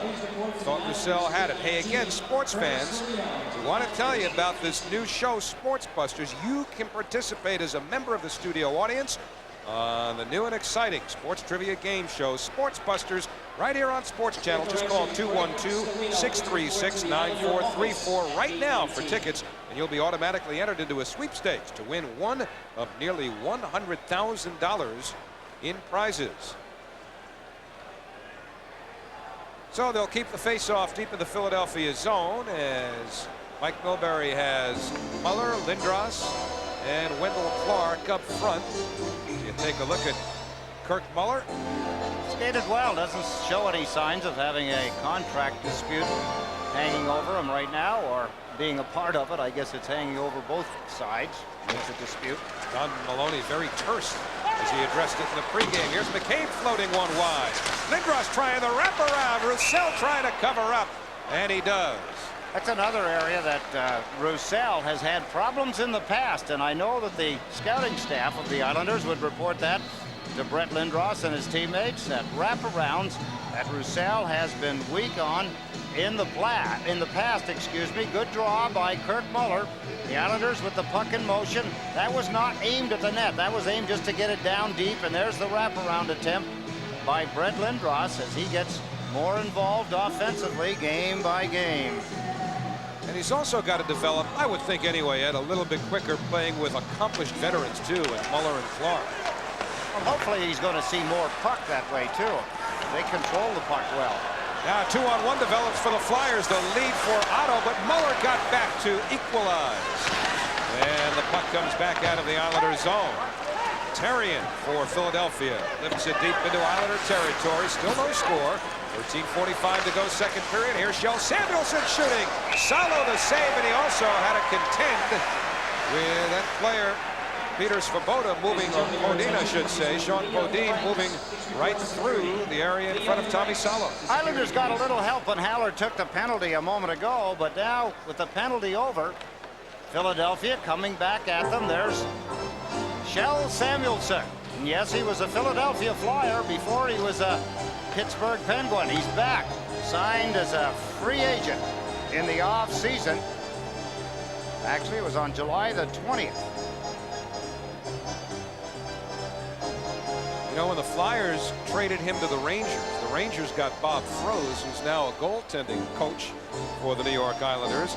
But they also gave up, the Rangers did, a number 2 draft pick who is on the ice tonight as a Philadelphia Flyer, Patrick Uihlein. So a good trade by the Philadelphia Flyers, as Philadelphia was where Samuelsson established himself as a solid NHL defenseman, then on to Pittsburgh, and as Eddie mentioned, now back in Philly as a free agent. He was an Islander killer as a Philadelphia Flyer. I remember, I think he's got a career 10 goals, and I'll bet 5 of those he scored as important goals against the Islanders as a Philadelphia Flyer. Another former Islander, Rob DeMaio, chasing a puck behind the Islander net, gets to it in the corner. DeMaio being pressured by Luongo, and Toski, number 8 for the Flyers, hit by Sweeney of the Islanders, and it's LeChance unable to clear out for New York. Flyers keep it in. Here's Semenov centering, and Toski a shot, and Salo, who was moving, was able to cover up as a collision sent the net off of its moorings. Well, 56 your time remaining in the scoreless second period on the Modell scoreboard. Today, big news from the automotive world. Happy Sport utility buyers flock to showrooms for their first look at the 96 GMC Jimmy. And look at the savings. Now that's a lot of green. And speaking of green, Jeep owners are green with envy. Now the Jimmy tops Grand Cherokee with over 4,800 simoleons in savings. Could there be a better time to save? Get moving. See your Tri-State GMC truck dealer today. History. Loyalty. Passion. A new season has begun on Sports Channel. This week on Sports Channel. Tuesday, it's an NHL war when the Isles and Rangers collide at the Coliseum. Friday, Turgeon and the Canadiens hit Long Island to battle Mike Milbury's crew. The Islanders take on the Rangers and Canadiens this week on Sports Channel. For about 7 minutes, all but a penalty maybe, 2 minutes of that time, maybe 5 minutes now, the Islanders. There's a bad play by Scott LeChance from down in deep. 3 Philadelphia Flyers come attacking quickly on that turnover, and Tommy Salo bails them out. Can't give the puck away in your own end of the ice. So the Islanders charged with a face-off in their zone, and Brind'Amour wins it from Green. The shot stopped, rebound, fed a goal. Salo came out to meet him. Now it's McCabe and Uihlein behind the net. McCabe winding it around. Dijkhuis holds it in.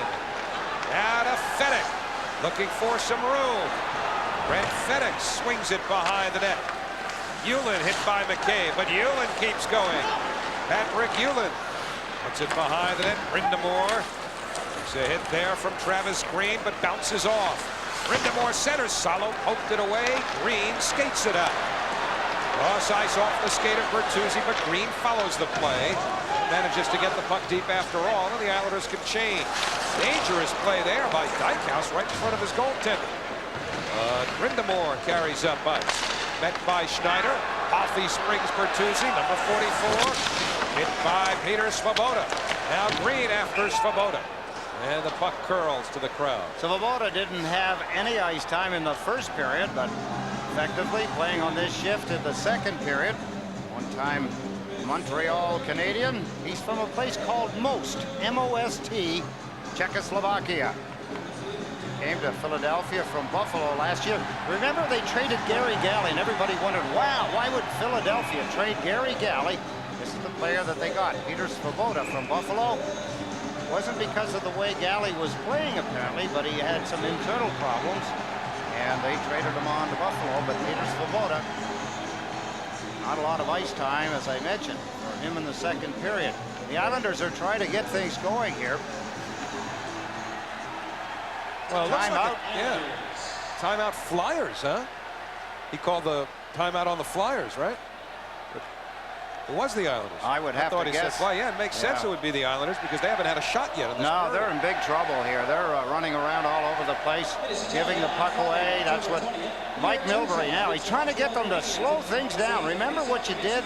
You had fun in the first period. You had good flow, good pursuit.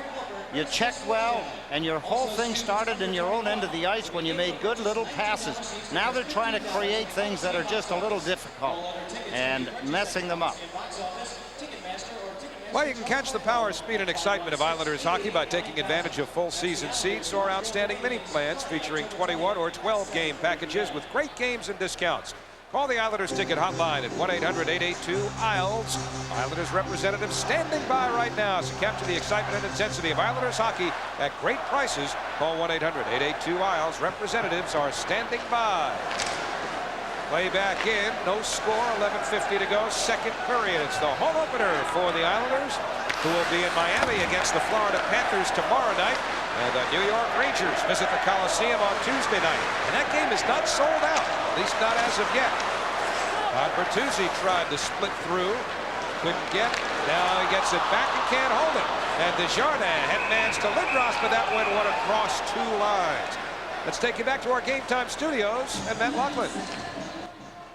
Howie, in Montreal, the Devils were leading 1-0 when Jim Dowd goes to the corner. Watch him dig it out. Plays it in front. Dennis Peterson buries it for his second National Hockey League goal. And at the intermission, it's the Devils 2-0. Montreal Canadiens having all kinds of problems getting started this year. There's a rumor going around that Patrick Waugh, if they do not get out to a very good start, not because it's Patrick Waugh's fault, but they're paying him a little bit more than $3 million. And if they're not going to win with the best goalie in the league, they may as well get something for him. Now from the faceoff, the puck inside the Philadelphia zone, sent out by Leclerc, who was bumped by Derek King. Continues to finish his checks tonight, Derek King does. And the whistle for icing. How many people would get the opportunity to tell big Eric Lindros, get out? Well, talking with Ron Hextall this morning, 3 times he had a home in Philadelphia back when he played for them before he went to Quebec, came to the Islanders. 3 times he had the thing all but sold, and 3 times it fell through. Eric Lindros had rented his house. So then when he got back to the Philadelphia Flyers, Big Eric, you gotta leave. And out he went. You know, what's interesting about that is I think it was Kerry Fraser who told me not long ago he bought Mike Keenan's house. Keenan had been living in Voorhees, New Jersey, and when he was fired by the Flyers, didn't need that house anymore, and he sold it to Kerry Fraser. I should have given it to him. Yeah, Mike can afford that. From the draw, Shell Samuelson behind the Philadelphia net. Of course, Mike would have made even more money holding on to it for the investment. I'm sure real estate in Voorhees, New Jersey is still pretty valuable. Therrien has the puck in the Philadelphia zone, and he lifts it out into neutral territory, drilled back in by Vasky for the Islanders. Just about halfway through, and still no score. Meantime, here comes Renberg for Philadelphia, gaining the Islanders zone. Double teamed at the blue line.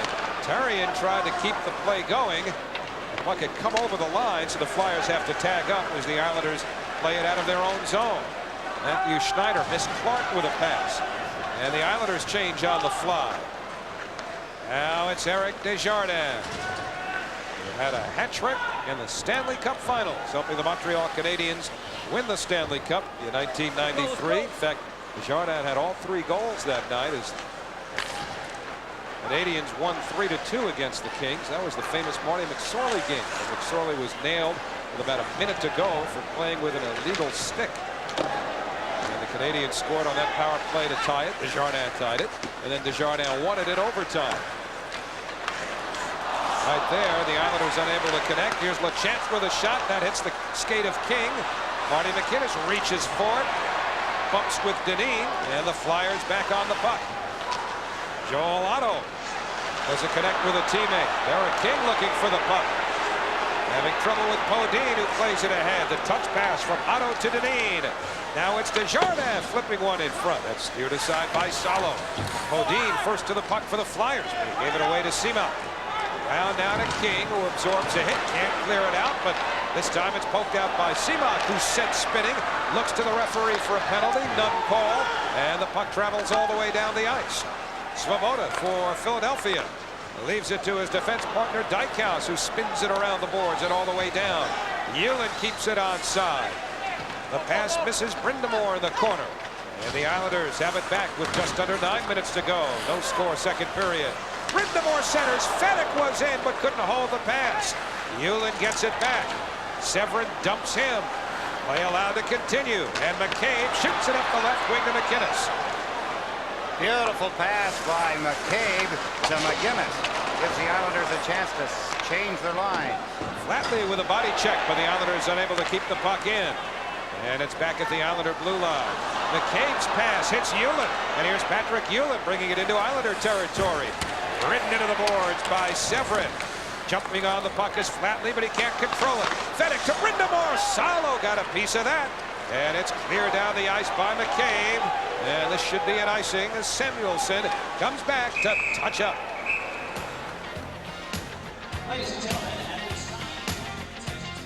8:07 remaining, second period. Neither team has scored as you look at the Model scoreboard.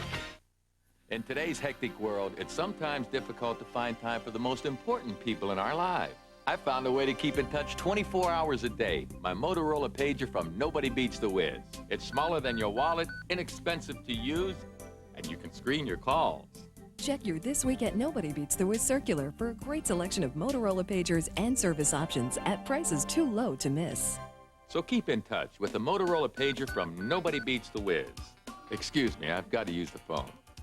Professional roller hockey is coming to Long Island, and we need you to name the new team in Herman's Name the Team contest, presented by Sports Channel, WBAB, Newsday, and Roller Hockey International. You can win tickets for life, cool inline skating gear, and more. To enter, go to a participating Herman's near you and look for this display or send a postcard to Sports Channel. Include your name, address, phone number, and your choice for Long Island's new roller hockey team. Hey, you can name the team and win tickets for life. Wow, what a job by Tommy Salo. We haven't had a chance to talk too much about him, but Philadelphia outshooting the Islanders 10-0 in the second period. There, that puck almost went in off Pat Flatley. We got a penalty coming up to the Islanders. Therrien took a shot from the left point that missed, but there was some action in front of the net, and that's going to result in the penalty as you see Kerry Fraser over to the scorer's table. Looks like Travis Green is the guilty party for the New York Islanders. That happens so many times when you get trapped in your own end for long periods, shift after shift. I should point out, though, a couple of good hits by Kirk Muller as you look at Travis Green in the penalty box that had gotten the Islanders going. But things not looking good here. 8 minutes remaining in the second period. There still is no score. But Philadelphia now have 17 shots. They had 6. There's Kirk Muller chasing off a check from Kjell Samuelsson. So the Flyers to the power play. Svoboda to Desjardins at the right point.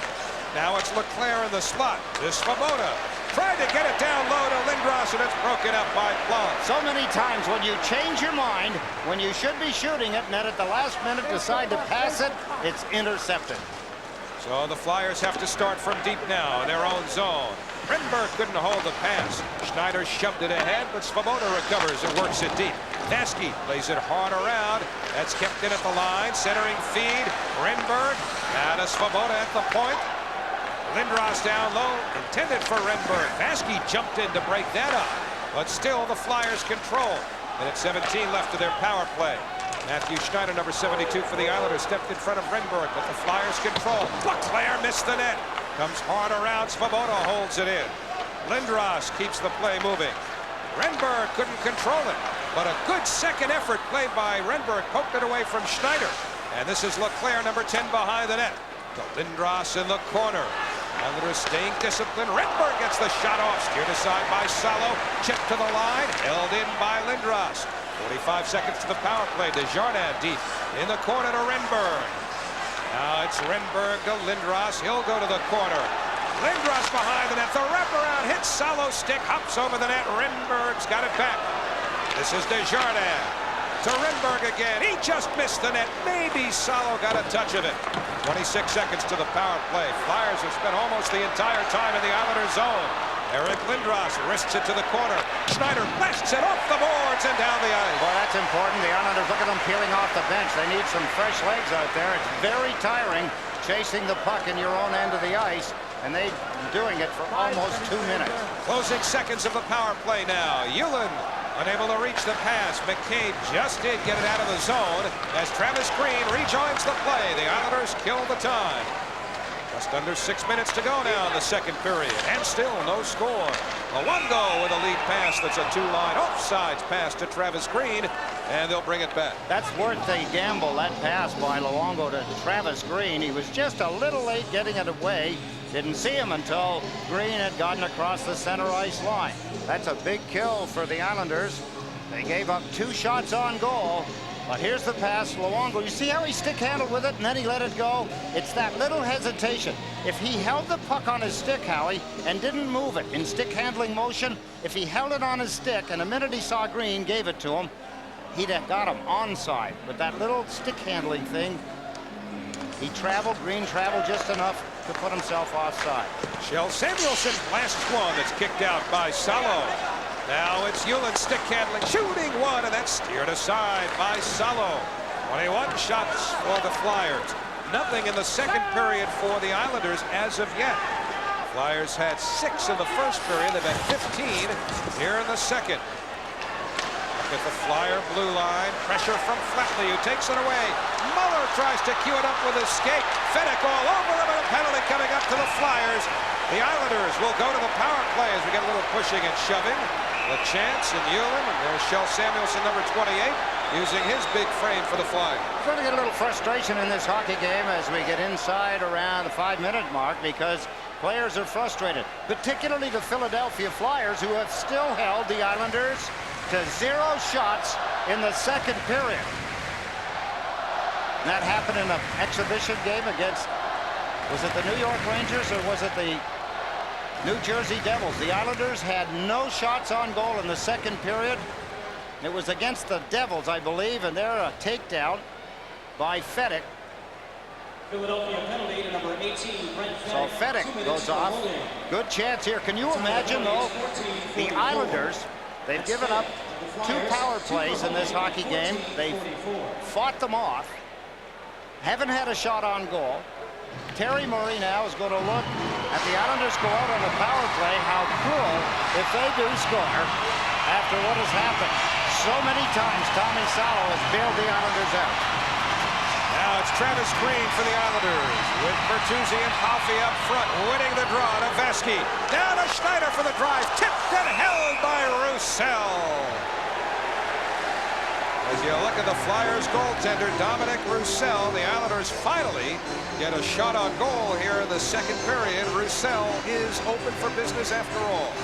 Take a look at the face-off. Important. The Islanders win it. Good job. Travis Green wins it on his forehand. Here's the shot by Vasky. Ooh, look at just cruising in front all alone. Nobody near him. Palffy. Puck grabbed by the goaltender, Roussel. Green beats Otto on the draw. Schneider straight away. The blast off a stick. It hit Eric Lindros' stick.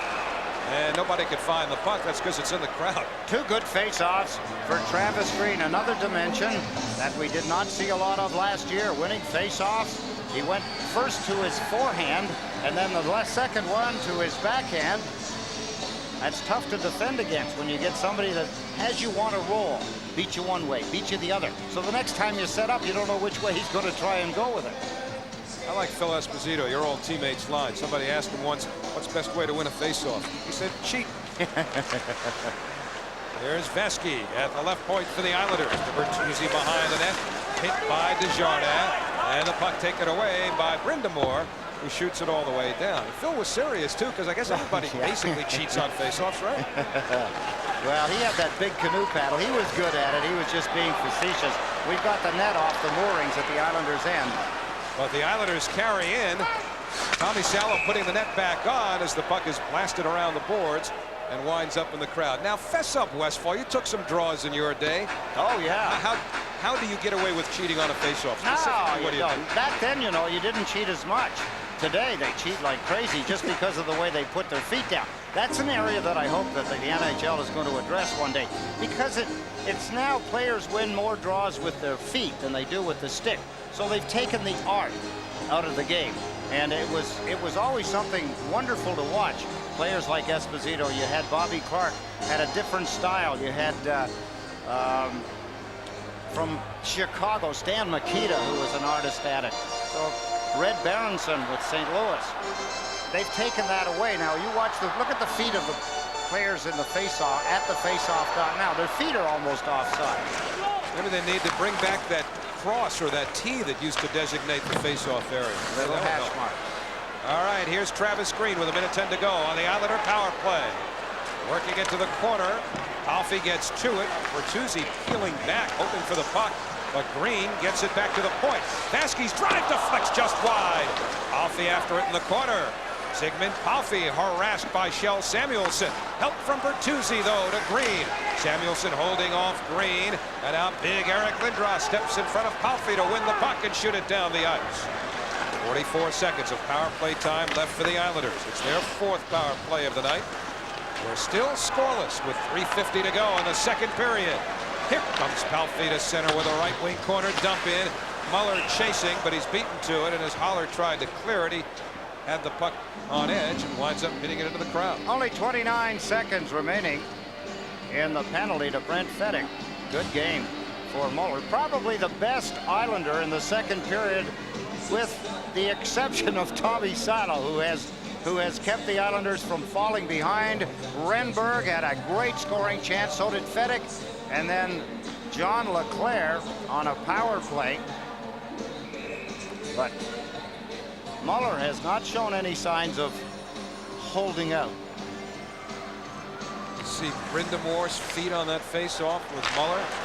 Shot by LaChance goes wide. Luongo to Flatley behind the net, hit by Desjardins. Muller's got the puck, centers, but Clark missed it. Now it's LaChance with a drive, and Roussel might have gotten a piece of that. Luongo puts it behind the net. Desjardins first on it, and the Flyers clear as Joel Otto plays it down the ice. Now it's brought back in by Muller. Power play expires. Islanders keep the puck moving, though. Flatley in the corner with Muller. Now it's Muller, number 9 to Clark. He shots, saved by Roussel. Clark shot once and then got a piece of his own rebound, but Roussel stayed with it. And Clark was in all alone. Now Muller looking to whip it in front. He does. It's batted around, and finally Brind'Amour emerges with it, giving it to Fedek, and the Flyers break out. And Fedek up the left wing with a drop for Desjardins. Puts it behind the net. Fedek hit by LaChance. That turns it around to Flatley. Eric King sends it all the way down the ice. And we should have an icing here unless Seamock beats Terrien to it. But Terrien gets there first. So we're down to 2:33 remaining in the second period. Still looking for a goal on the Modell scoreboard. Don't you just love hockey? What's not to love? You get the wicked slap shots, the bone jaw-jarring hits, the phenomenal saves. And don't forget the ice. Bud Ice and 96-calorie Bud Ice Light, the official beer sponsors of the NHL. So grab a bottle of Bud Ice, or if you prefer, try it from a cup.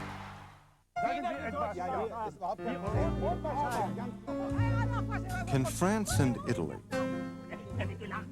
Austria and England, Germany, Spain, and the Netherlands ever really agree on a single currency?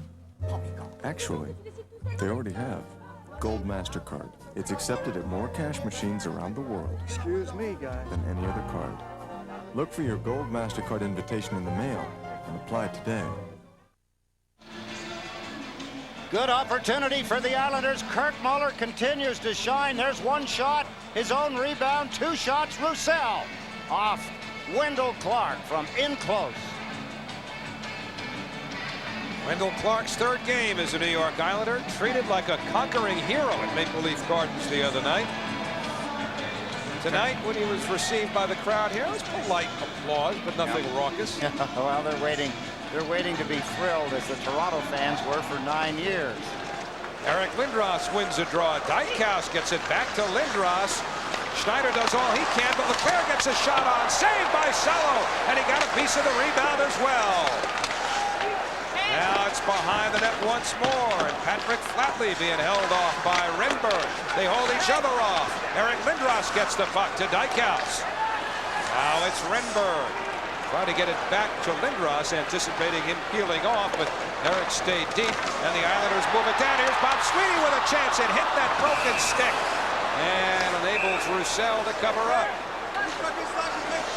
Sweeney gets in. A lot of people may be waiting to see whether or not there was going to be a penalty. Kind of plowed his way, grappling to get by the defenseman. There's the puck off the boards. There's Sweeney as he gets in behind. Stick rolling. Nothing doing. Good pursuit by Dykhouse as he crossed in behind his fallen defense partner to pick up Sweeney. He recognizes the fact that the Islanders are not going to get a whole lot of scoring chances. Let's take a look. Matt Schneider kicked that puck, and right off that, a scoring chance. What a job by Salo.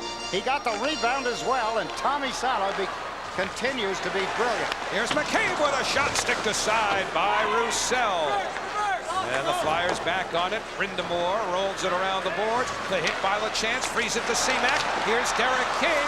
Ran into Samuelson, and the puck cleared by Brindamore. And now it's on left wing. Brent Fennick chipping it down the ice. 1.5 minutes to go in the second period, and still no score. McInnes kept going. Brindamore gets the puck, though. Brindamore for the Flyers to Terrien. Down behind the net. Patrick Uihlein plays it. Turning on LaChance. He centers one. That's poked away and out of the zone. Drilled back in by Terrien.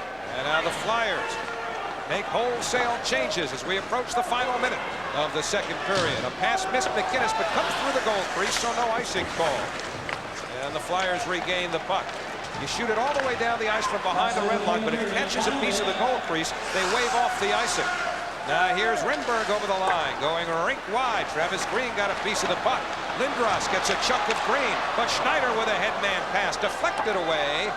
And Desjardins back on it behind the Philadelphia net. The late offsides against the Islanders is now shut down as Leclerc carries out. Moves it rink wide. Bertuzzi has it back in the Islanders zone. 35 seconds left in the period. And now it's Desjardins at the red line for Philadelphia, drilling it into Islander territory. Stopped behind the net by Salo. And here's Matthew Schneider, number 72 for New York.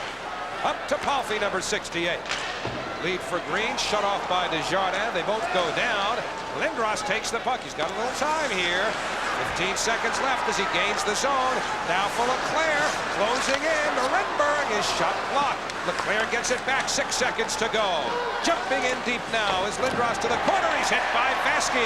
Centering feed, Renberg unable to tee it up as time runs out.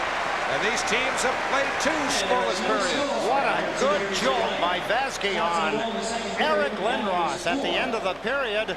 Roussel not busy until the last 5 minutes. Vaski with a good hit. There's Lindros. Boom, stepping right up and whacking him. Dennis Vasky.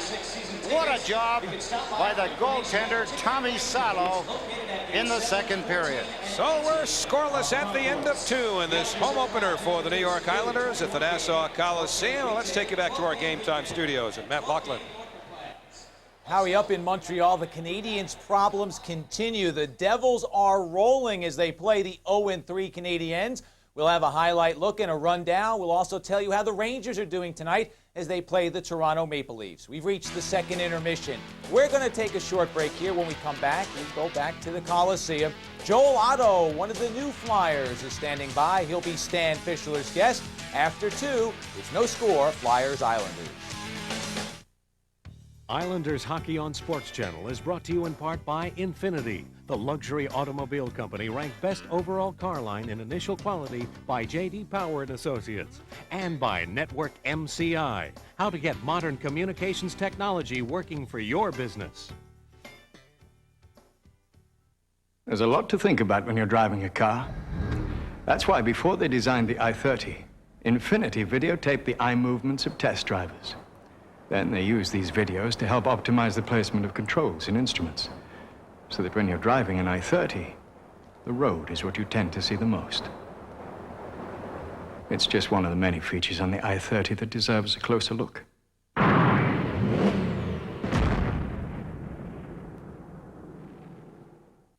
This is about advanced communication technology, about what's happening today, how things like the virtual office and call centers can work for your business. But it's not about bits, bytes, bells, or whistles.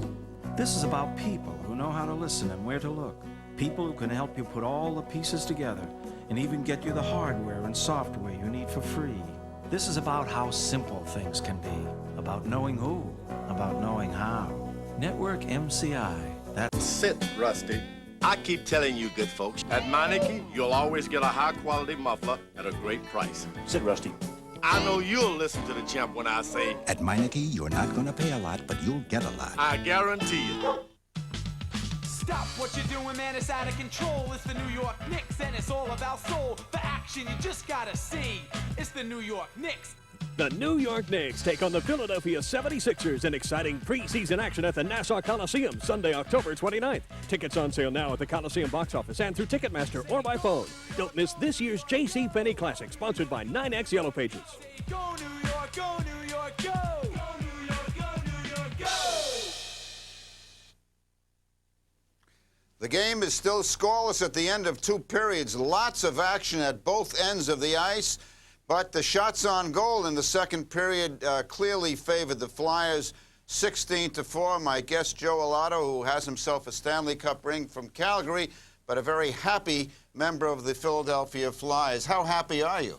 Well, Stan, I had no intentions of leaving Calgary. I had a great career there. I loved the people, the fans, and I wish things could have worked out. But on the other side of the coin, I'm ecstatic of being in Philadelphia. I think we've got a great team. It's a great city, great fan base, and I think we can do some good things there this year. Have you ever seen a team across the board as big as this team?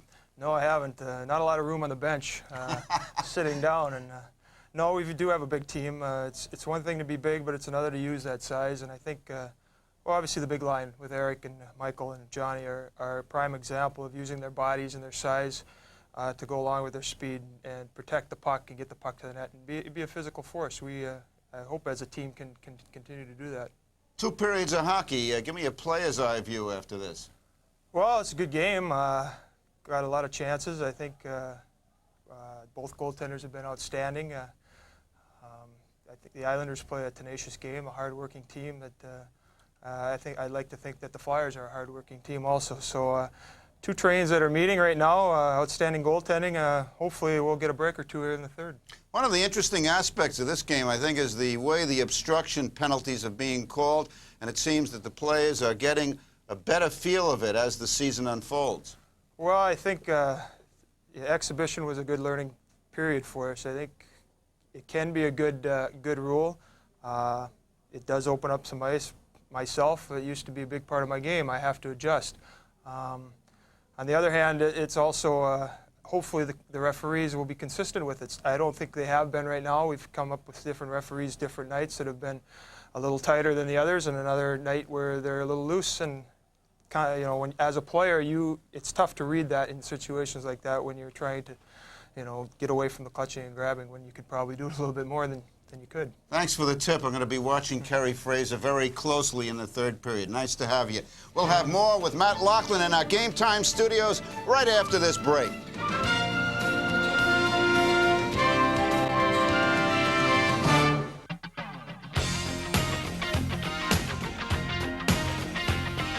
Sunjet, shining brighter every day, presents this season's travel forecast. Clear skies and low fares on Sunjet. Call 1-800-4SUNJET and join the thousands who are saving hundreds of dollars on airfares. On Sunjet, you can fly New York via Newark to Dallas-Fort Worth starting at just $99 each way, and fly New York to Los Angeles starting at just $129. Seats are limited, so call 1-800-4SUNJET to reserve yours. Sunjet, we're shining brighter every day. We've waited long enough. Fright Fest is back at Six Flags Great Adventure Theme Park. We've scared up the fun in shows like the all-new Night Creatures with the Crypt Keeper and a bigger and better hayride to the unknown. Plus, all the heart-pounding rides. Fright Fest is open every Friday night and all day Saturday and Sunday now through October 29th. So don't just creep in. Hurry! There's so much family fun, the scariest part is missing it. Get these great savings with coupons at participating Blockbuster video stores. No one leaves till we solve this one. Gotta return the page. Gotta return the page. Gotta return the page. To reply to a page instantly, call 1-800-SkyTel. In today's hectic world, it's sometimes difficult to find time for the most important people in our lives. I found a way to keep in touch 24 hours a day. My Motorola pager from Nobody Beats the Wiz. It's smaller than your wallet, inexpensive to use, and you can screen your calls. Check your This Week at Nobody Beats the Wiz circular for a great selection of Motorola pagers and service options at prices too low to miss. So keep in touch with the Motorola pager from Nobody Beats the Wiz. Excuse me, I've got to use the phone. Hey, this Trader stuff is ridiculous already. What Trader? Red Barber, one of the all-time greats.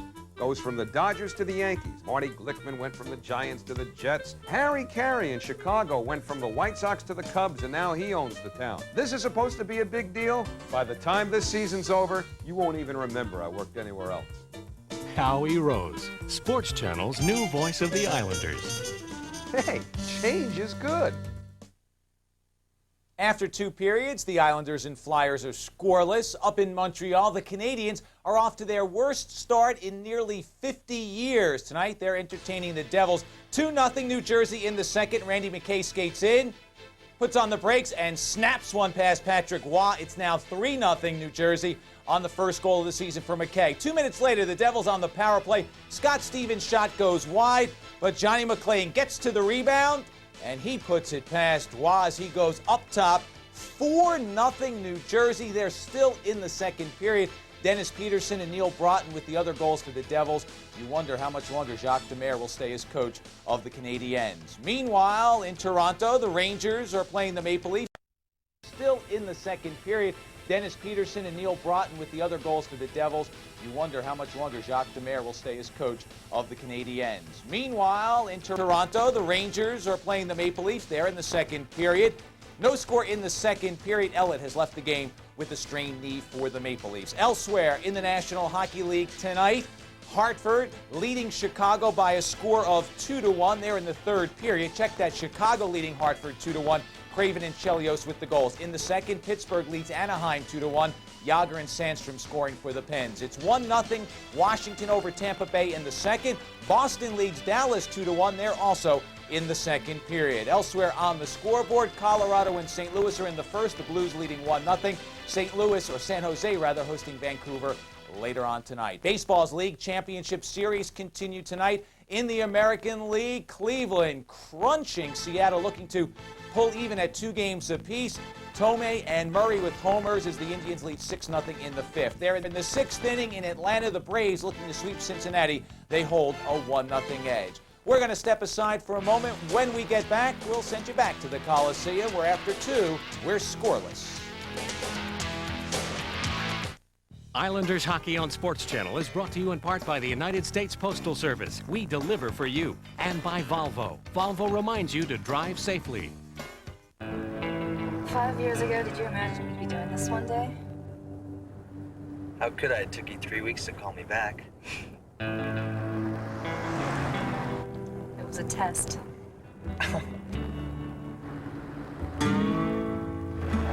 We'd like to get married. How did I do?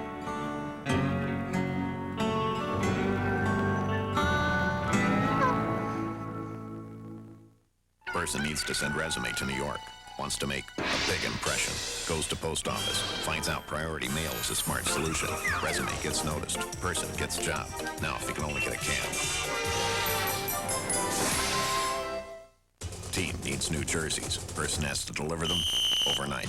Goes to post office. Finds express mail is a smart solution. Guarantees delivery. Jerseys arrive on time. Person avoids getting sacked. Did you get the page?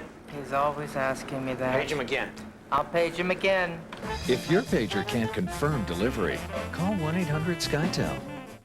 Professional roller hockey is coming to Long Island, and we need you to name the new team in Herman's Name the Team contest, presented by Sports Channel, WBAB, Newsday, and Roller Hockey International. You can win tickets for life, cool inline skating gear, and more. To enter, go to a participating Herman's near you and look for this display or send a postcard to Sports Channel. Include your name, address, phone number, and your choice for Long Island's new roller hockey team. Hey, you can name the team and win tickets for life. This week on Sports Channel. Tuesday, it's an NHL war when the Isles and Rangers collide at the Coliseum. Friday, Turgeon and the Canadiens hit Long Island to battle Mike Milbury's crew. The Islanders take on the Rangers and Canadiens this week on Sports Channel. It's time to get you back to the Coliseum, where after two, the Islanders and Flyers are scoreless, as we rejoin Howie and Ed for a look at stats and highlights from the second period. All right, thanks very much, Matt. And Eddie, the Islanders, I thought, played with fire a couple of times in their own end in that second period. Well, I'll tell you what, they have to be sitting in the dressing room feeling like they're the luckiest guys. Maybe they just escaped from prison. Let's look at the highlights of the second period, brought to you by the U.S. Postal Service. Philadelphia, it seemed that everything in the highlight package was going to be Philadelphia's. Brent Fedek, who missed a lot of last season with back and neck injuries, gets a shot away. Good stop by Tommy Salo. Good clearing by the Islanders. And then the Islanders make a big mistake. They give the puck away when Scott LeChance tried to move it up the boards. It got intercepted. And Antosky gets a great scoring chance. This guy had 107 minutes in penalties last year. He hasn't got any now. He's trying to be a hockey player, and he's proving that he can play the game at both ends. The Islanders only had 4 shots in the second period, but Wendell Clark, number 17, had a dandy. He had it. I've obviously had 2 here. If you take a close look, Howie, there he is, number 17 in white. There's one. Stop. There's the rebound. Kicked away. Dominic Roussel at the end of the period breaks a sweat.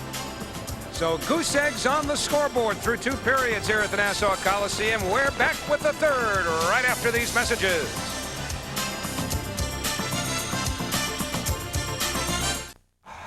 Maybe you'll get a MasterCard so you can use one card for practically everything.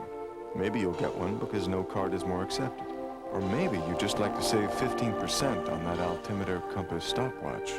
Presenting Master Values, immediate savings on all kinds of things. Because while MasterCard can make your life easier, saving around $1,000 on a Royal Caribbean cruise couldn't hurt. Look for your MasterCard invitation in the mail and apply today. Access codes. You know, they're the numbers you're supposed to dial before the numbers you want to dial. All to make using a phone, what, simpler? You want an easy way to make a call and get a low rate? Try your 9X calling card. For local calls, just dial 0 and the number. Long distance, 0 and the number. How easy is that? Just 0 and the number. Now that's access. Hi. 9X. It's an easy call. I'm out of here. I put the brakes on 73 guys to become the champ. You probably break more times than that every time you get into your car. Be sure your brakes are up to it at Meineke, where you'll always get high-quality brakes at a great price. At Meineke, you're not going to pay a lot, but you'll get a lot. I guarantee it. Stop what you're doing, man, it's out of control. It's the New York Knicks, and it's all about soul. For action, you just gotta see. It's the New York Knicks. The New York Knicks take on the Philadelphia 76ers in exciting preseason action at the Nassau Coliseum Sunday, October 29th. Tickets on sale now at the Coliseum box office and through Ticketmaster or by phone. Don't miss this year's J.C. Penney Classic, sponsored by 9X Yellow Pages. Go New York, go New York, go! Go New York, go New York, go! This copyrighted telecast is presented by the authority of the New York Islanders, and it's intended solely for the private, non-commercial use of our audience. Any publication, reproduction, retransmission, or other use of the pictures, descriptions, and accounts of this game without the express written consent of the Islanders and Sports Channel is prohibited. He doesn't need that card, kids. He said that from memory the first preseason game we did this year, which was the only preseason game we did this year. After 17 years, I hope so. I guess you'd remember it, right?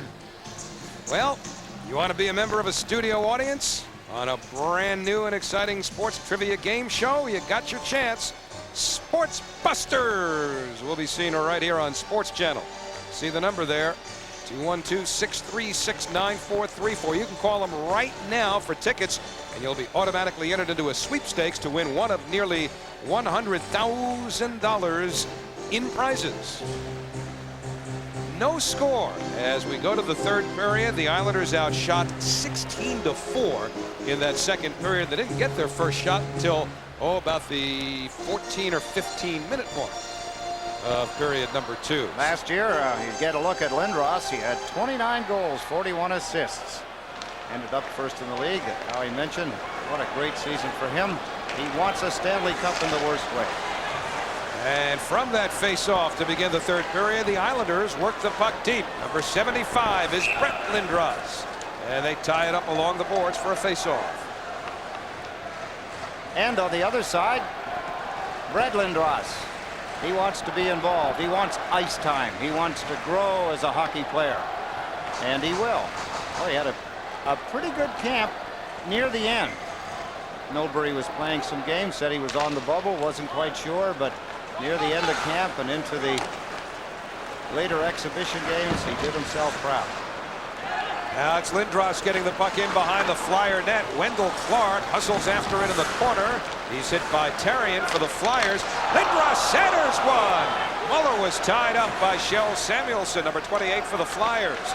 They continue to shove each other around, and Lindros contributes his presence. However, he was unable to control the puck, and Renberg starts it the other way. This is Therrien, and Wendell Clark back to poke it away. Recovered by Eric Lindros, but his centering feed found nobody home at the point. And Eric Desjardins comes back to get it at the red line for the Flyers, and he softly sends it behind the Islanders' net. The Flyers making a change on the fly just over a minute into this third period. Wendell Clark for New York goes cross ice. Schneider comes together in center with Podine, and this is Desjardins, number 37, with a left wing corner dump in, and now the chase is on. Podine gets to it first. Palffy takes him. The puck taken and moved around by Luongo, who took a hit along the way, and it winds up in neutral ice. Bertuzzi pounces on it. This is Bertuzzi, number 44 for New York, centering one right through the goal crease. Hustling after it is Green for the Islanders. Now to Palffy. Otto had lost his stick, gets back into the play, helps regain the puck. And here's Dineen now to center. Moving towards the net. Haller, he centers one. That's broken up. Kevin Haller likes to jump into the play. And right here, the Islanders send it all the way down. Palffy in pursuit. Roussel gave it away to Palffy. Now to Green. But he didn't get enough of the puck on it because Desjardins got a piece of his stick. And Dineen for the Flyers comes back the other way. Dineen gets it to the corner. McCabe hounded by Fedek. They bump, but it's Derek King emerging with a puck for New York. Tried to get it to McGinnis, broken up, but Seamock follows. Alexander Seamock a shot, and that hits a skate in front. Now it's Fedek for the Flyers, checked by King. Derek King keeps the puck alive. Here's King lifting it to McCabe. Brian McCabe centers. Deflected, recovered by Seamock. He put it in front of the Flyers in position. And here's Ullin up the right wing for Philadelphia. Now to Dykhouse, the return to Ullin. Around McCabe and behind the net. Forced wide is Ullin. Leaves it for Svoboda. Seamock to him. Now it's Leclerc behind the net. Sent it right through the slot. Nobody home, and it carries down to the Flyer zone. First period kind of pace, Howie, and the Islanders having some opportunities. Wow, a good one a moment ago. And a good play in center by Flatley to free the puck to Sweeney. Bob Sweeney, a shot saved by Roussel. Sweeney was in, but Roussel beat him, and here's LeClaire the other way. Closing it for a shot off the top of Salo's stick. Tommy Salo staying with John LeClaire. Puck stays in the Islanders' zone. Samuelson floats one. Salo the save, and the rebound comes to the left wing to Plot. The Islanders come out. And Plot with a dump in. And Plot chases. Terry at number 6 for the Flyers puts Plot down. Kjell Samuelson falls on top of the puck. Uses his glove to guide it around to Lindros. Eric Lindros back in the corner with it. Lindros lost it to Plot with a shot and a glove save by Roussel, who holds on. Action at both ends with 16:24 to go in the third period. No score on your Model scoreboard. Welcome to Hockey 101. This is the puck. This is the net. This is the Zamboni. These are hits. These are saves. These are goals. And this, well, this is the ice. Bud Ice and Bud Ice Light, the official beer sponsors of the NHL. Some credit card companies promise you'll get a lot of mileage out of their cards. But at Discover Card, we offer something you can really use. The Cashback Bonus Award. In fact, we've given our card members over $500 million already. And the more you use your card, the more you get back. So the next time you travel, put more than just miles under your belt. It pays to Discover, the card that pays you back. Use it where you see the Novus sign. Hope you're enjoying it at home. The fans here at the Nassau Veterans Memorial Coliseum enjoying this third period. Some mistakes made. Look at Sweeney, number 20, barrels in, gets a beautiful shot away. Good clearing by Philadelphia. They went back the other way, only to be robbed by Tommy Salo. Now Luongo for the Islanders skips one through some traffic that Desjardins recovers for Philadelphia. Out of the zone it goes. Here's LaChance, number 7 for New York. Up to Todd Bertuzzi, number 44, with a lead for Green. Travis Green tried to center. Holler had that play read perfectly. And it's Desjardins now in the corner. Round to the left wing to Ullin. Patrick Ullin chips it along. Recovered by Luongo for the Islanders. Now it's Holler for the Flyers. Getting the dump in. Salo out for a stroll at center to Otto, and he missed the net. It was covered in front by LaChance. Now it's sent back to the point, drilled wide. Svoboda broke his stick as LaChance gets involved with Otto behind the net. They still tussle. And finally Travis Green has it. Well, LaChance still involved behind the play as the Islanders carry in. Bertuzzi to Coffey. Back to Bertuzzi. He moves in. Forced off the puck. He centers one. And that was recovered by Desjardins. Bertuzzi hesitated. He had a great chance given to him by Coffey. Deneen centers one. Maybe Salo got a piece as he slid out. And now it's Muller for the Islanders to Lindros. Brett Lindros trying to get it deep. Muller comes up with it. Muller in the corner, hit by Svoboda. Muller springs off the check. Kurt Muller whacked from behind. Lindros returns the favor. Muller, a backhander, goes wide. Lindros now to McCabe, who floats one that's kicked aside by Svoboda. Wendell Clark behind the net centers. That hit Brindamore. So did Brett Lindros. Now it's Clark centering through the slot. Held in. Here's Severin's blast. And that's blocked at the defense. It's blocked by Svoboda. Great pressure by the Islanders, but scoring chances. Clark, there he is up close. Lindros stepping up his play beautifully. Svoboda made the save, hung on the puck to slow the Islanders down. Good shift. Again, Kirk Muller adding a lot to the Islanders at both ends of the ice.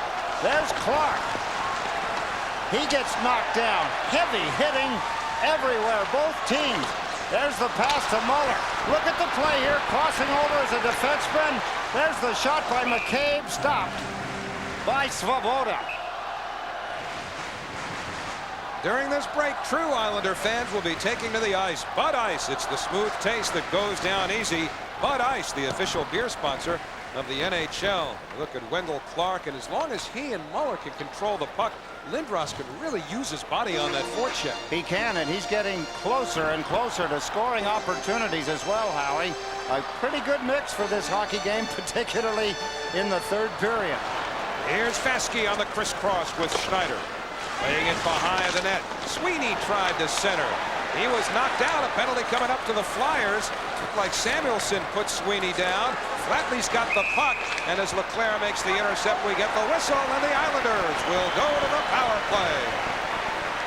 Let's see what Stan Fischler is doing downstairs. I understand he's working on his homework. Well, Howie, if I had an organizer when I was in school, I would have been an A student, but now any kid under 16 who comes to the Islander game will get this organizer free, courtesy of Sports Channel. That's this Friday, October 20th. Game time is 7:30. Don't be like me. Get this free organizer. You'll be an A student. Howie? Come on, Stan. You didn't need one of those when you went to school. I mean, back in those days, you didn't have much history, right? There's the phone number, 1-800-882-ISLES.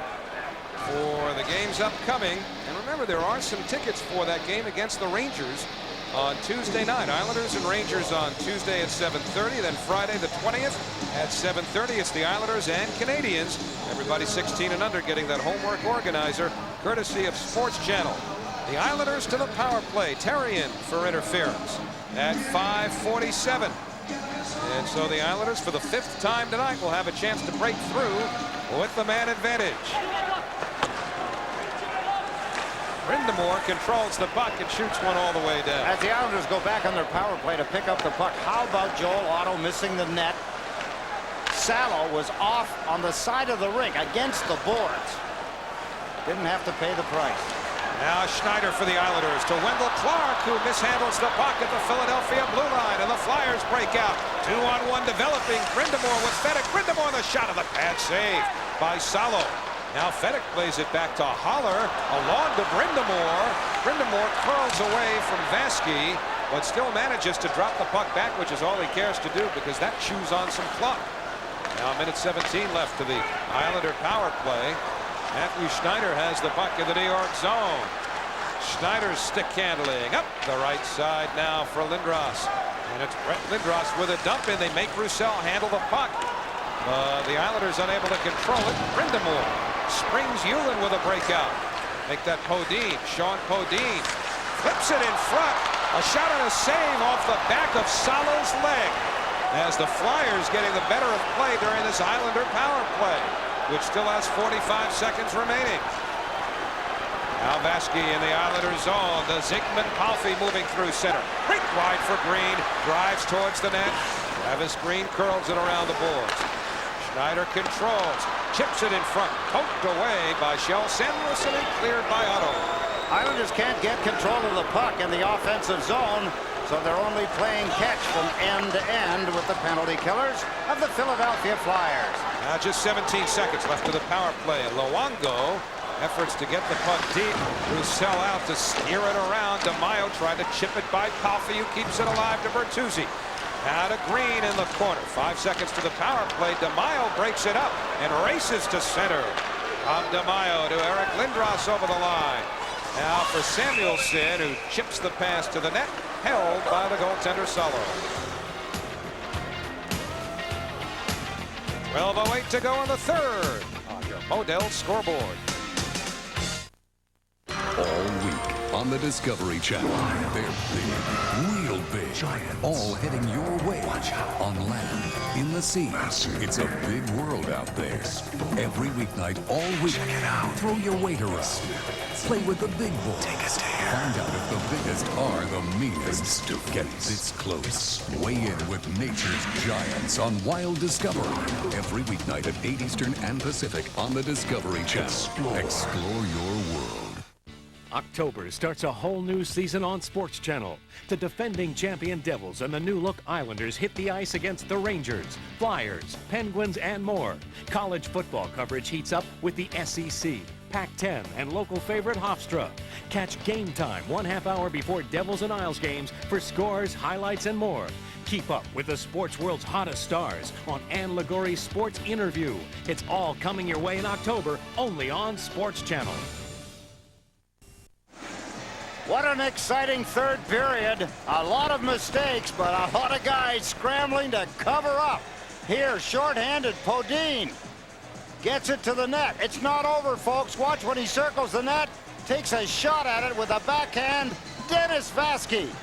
He's having himself quite a hockey game. Diving, got a piece of Podine's chip shot off the backhand, saving a goal against the Islanders. 26-16, the shots advantage to Philadelphia. Nothing on the scoreboard, though, with 12:08 remaining in the third period. Eric Lindros on the draw with Sweeney. The Flyers control in the Islanders zone. Lindros to Renberg, who shoots, he scores! LeClair in front. May have gotten a piece of the Renberg shot, and the Flyers lead it 1-0. Tough break for Tommy Saddle. I don't think he saw it. I saw LeClair. I almost thought he was in the goal crease when the puck entered the net. Only the replay will prove it one way or the other. But Tommy Saddle went down. A couple of players crisscrossing in front when Renberg let it go. From the face-off, Philadelphia gained control of the puck. Eric Lindros. Little backhand flip shot. Renberg turns to the inside, fires it. LeClair went in the crease, but after the puck was in the net. So the Flyers with a 1-0 lead as play continues with Alexander Seamock working with Renberg along the boards. Vasky's got the puck and gets it rinked wide to McInnes. Now McInnes drives it to the net with the play off sides. Take another look at the goal. Taking a look at Renberg as he turned, and he didn't look up, folks. He just fired it at the net. Look at the coverage by LeClair in front of the net, just inside the goal post. So Renberg, his third goal of the season, a big goal here for the Islanders. They've still got a lot of time, 11.5 minutes remaining in the third period, but that's an emotional goal as well as a 1-0 lead for Philadelphia. Renberg from Lindros and LeClair at 8:02. So give the Legion of Doom 3 more points. Here's Derek King over the red line. Out of the Flyer line, and a floater is sticked aside by Roussel. Patrick Hewlin can't reach the puck for the Flyers, so Scott Lachance drills it deep for New York. That's Dykhouse for the Flyers, number 24. Exchanging with Hewlin. Dykhouse from the red line. Blasts it along the glass. Skipping into the corner. The carom covered by Derek King. Ridden by Hewlin. Anatoly Semenov into center. It hits Lachance. Winds up behind the net. King tried to go hard around with it, but that deflected off the cage. And now it's iced as the Islanders send it all the way down. And Shel Samuelson strolls back to touch up. And the Islanders will have to contend with a defensive zone draw. Look at Islander coach Mike Milbury. Not time to gamble as a coach. Just keep playing the way you're playing. Create some opportunities. Good forechecking. Remember the first period, the Islanders were all over.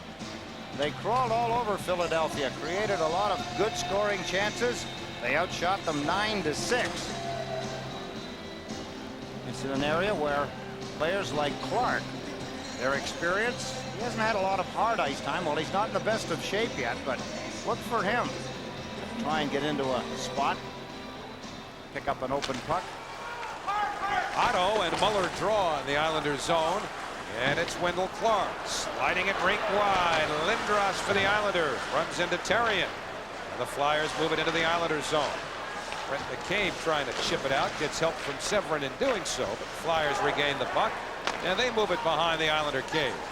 Salo for Severin, and it's Brent Severin moving it along. Clark unable to get the puck out, but we get a whistle and a penalty coming up. Otto and Severin, this is about the third or fourth time just in the games we've done, we didn't do all of them in the preseason, that we've seen Brent Severin getting involved. Well, he's an involved kind of player. He plays physical. He wants to make sure that nobody on the opposite team tries to take advantage. I don't know what rocked his boat on that particular incident, but he had Joel Otto picked out. Otto's heading for Philadelphia's players bench. Severn has gone to the penalty box. I see a high sticking signal from referee Kerry Fraser. Just the one penalty to Brent Severn. So the Islanders will have to defend against a Philadelphia power play, which has only had a couple of opportunities tonight. Islanders penalty number 24, Brent Severn, 2 minutes for high sticking. As you look at the pensive Islander coaching staff on the bench, take a look at where the infraction took place, Ed. Right at the blue line, you can see Severn shove Otto. Otto just wrapped him around the neck, pulled him down. I didn't see the high stick part of it leading up to that scrum. Severn shaking his head. Philadelphia just scoring the only goal of the hockey game moments ago. Renberg is third from Lindros and Leclerc on a screenshot that Tommy Salo just, I think he heard it. He didn't see it. Let's take a look. There's Severn. No, I see. There it is there. That was, you see the arm of the referee in the air? Yeah, it was the scrum that resulted after, but clearly a high stick around the helmet of Joel Otto. So the Islanders need a big kill here as Matthew Schneider drills it down the ice, and that'll start the Flyers just about 200 feet away. But here comes Leclerc up the right wing for Philadelphia. Puts on the brakes now to Renberg, and Salo stops that. What a stop again off Renberg. Renberg back on it in the corner now. Leclerc drifting in front of the net. Svoboda to Lindros. Back in front, Renberg missed it. Renberg at the doorstep, couldn't connect.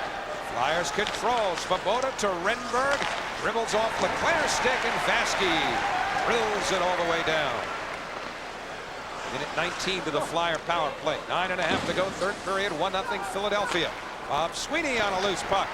Shoves it the length of the ice. So the Flyers now send some fresh troops out as Rod Brindamore comes on. And here is Brindamore, number 17, to the Islander line.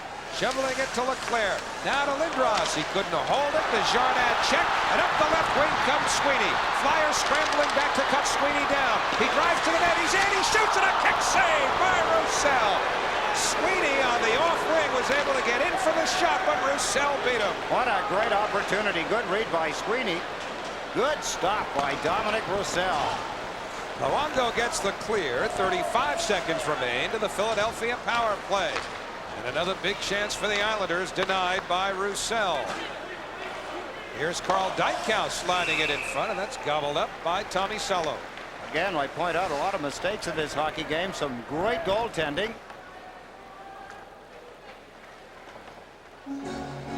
Take a look at the MCI proof positive replay.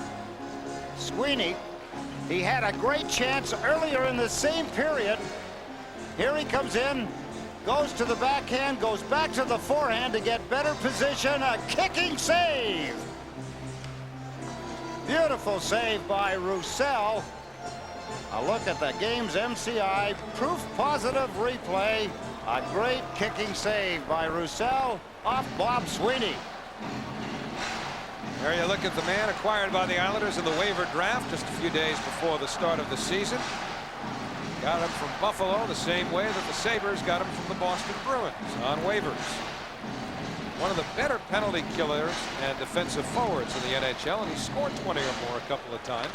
Mike Milbury had him in Boston. But now it's Desjardins for the Flyers with 20 seconds of power play time remaining to Philadelphia. It's Svoboda.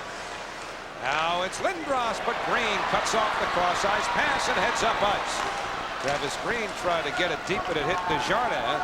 But late offsides against the Islanders. And as McInnes gets in on it, they blow the whistle. Important for the Islanders to kill off the penalty. Going back to the bench, Peter Svoboda. Saw him make a save earlier in the third period to stop the play. The Islanders had Philadelphia really running in their own end of the ice. The veteran, one-time Montreal Canadian, outstanding skater, puck handler, Guy Chouinard. Mike Milbury. Echeron, I should say. Chouinard, that was another player, but from Verdun, Quebec, as the assistant coach of the Islanders. He had a couple of 35-goal years with the Washington Capitals. Here's a steal in the Islanders zone. Brind'Amour with a backhander, chipped away by Severin. Flyers get it back. Terrien misses upstairs, and Salo alertly swats the rebound to the corner. Now Brind'Amour to Fedek, and he missed the net. Luongo took Ulan down, but the Flyers score on a deflection. And it's 2-0 Philadelphia. Beautiful deflection by Rod Brind'Amour. Almost a forgotten commodity, Brind'Amour. He came to the Philadelphia Flyers training camp, they tell me, in the best shape of his career, and he has worked harder than anybody in their camp early in the season. And here, puck off the backboards. Tommy Salo batted it away, and there's the deflection. Tough break for Salo, tough break for the Islanders, just beating him inside the goalpost. Tremendous pressure. Philadelphia has kept it up since the second period. Momentarily, a couple of mistakes. The Islanders had a scoring chance or two, particularly Sweeney, but Rod Brind'Amour, his third goal of the season. Just under 8 minutes remaining in the third period. 2-0 for Philadelphia. Brind'Amour has now scored a goal in each of the 3 games the Flyers have played. And the Flyers, who have surrendered just single goals each of their first 2, working on a shutout here with 7:57 to go in the third period. So Travis Green with Palffy and Bertuzzi will try and get something going for the Islanders. Matched against Otto, Dineen, and Odin for Philadelphia. Now it's Luongo for New York at the red line, sandwiched between a couple of Flyers. Getting it deep, Bertuzzi out from behind the net. Couldn't tee it up. Palffy after it behind the net. Now Green trying to get it free. Travis Green does get the puck under control. Missed on a pass attempt. Bertuzzi turns away twice. And then centers Luongo in deep for a shot, and Roussel got a piece of that. Dineen trying to chip it out. LeChance pinched, but Palffy couldn't hold it, and here come the Flyers again. A lead for Dineen, deflected away by Luongo. And it's Bertuzzi for New York. Jumping off the bench into the play is Haller for Philadelphia. That keeps the puck deep. Now it's Bodine for the Flyers. Oh, but a Haller for a drive that skips wide. The rebound is loose. Dineen shoves it wide. Wrestling in front. A penalty coming up as Kerry Fraser blows the whistle. Bertuzzi on top of Bodine.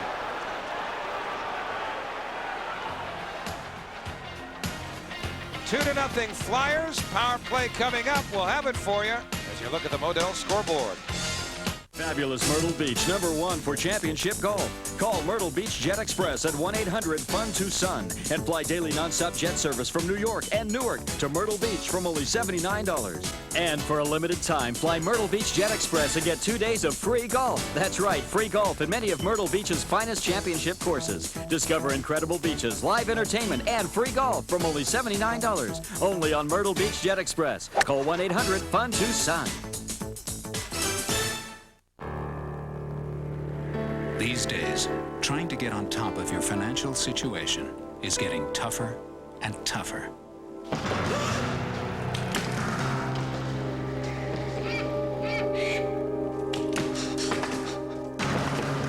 What you need is someone with experience and know-how. MetLife can help you get a grip on things and help you make sense of it all. Get Met. It pays. A tired Todd Bertuzzi gets a holding penalty. Philadelphia. That's Dineen, number 11. There's the play. See Bertuzzi put both arms on the Philadelphia player. Take him down. Short-handed. That was Bodine that he pulled down.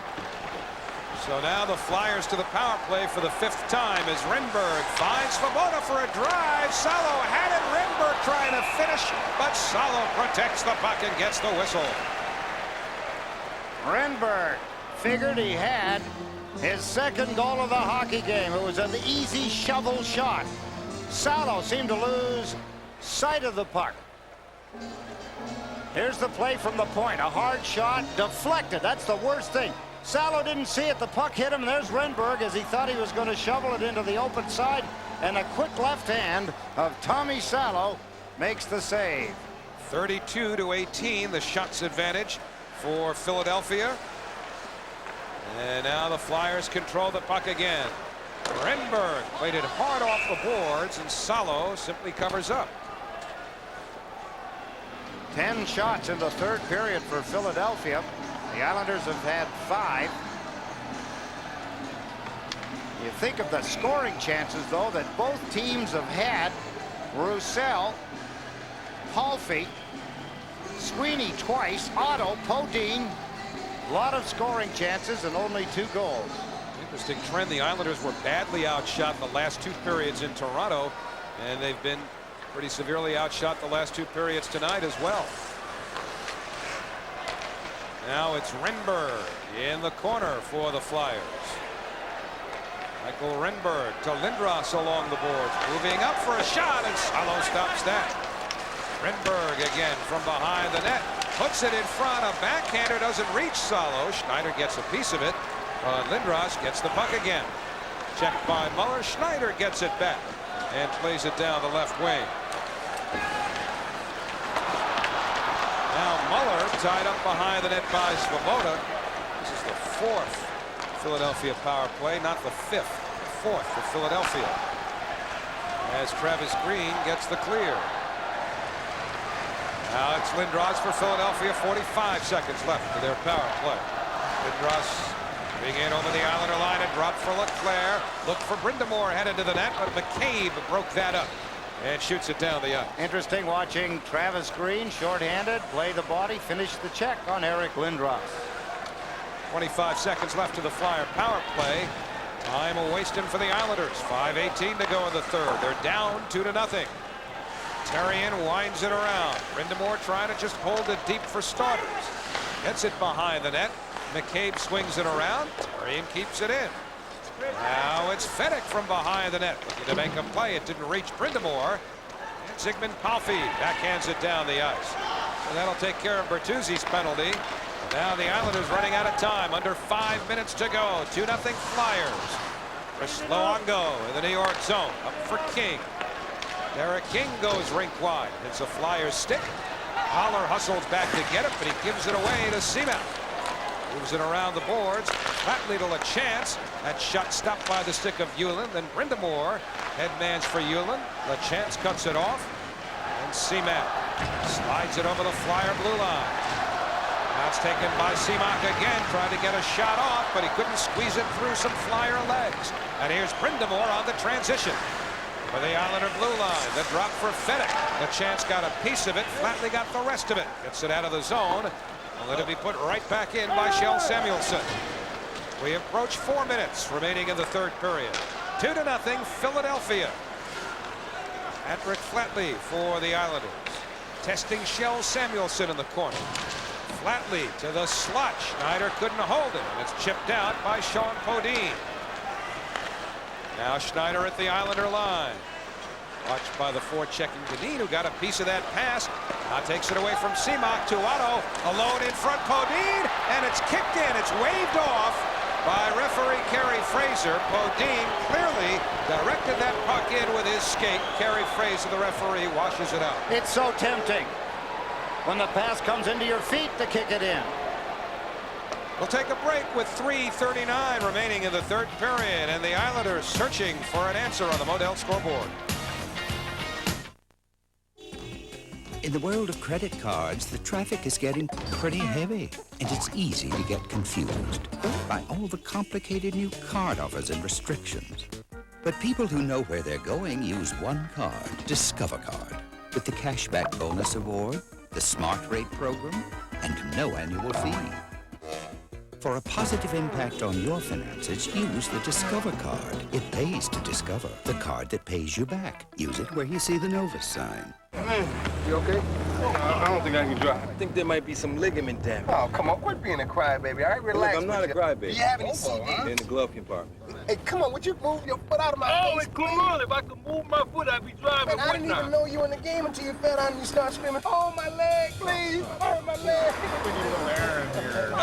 Gene, you just passed my house. And a lovely house it is. Oh, nice neighborhood, too. I'm glad you guys think this is funny. Well, you've got to figure out something, get some scoring opportunities. That's what Mike Milbury is trying to figure out now.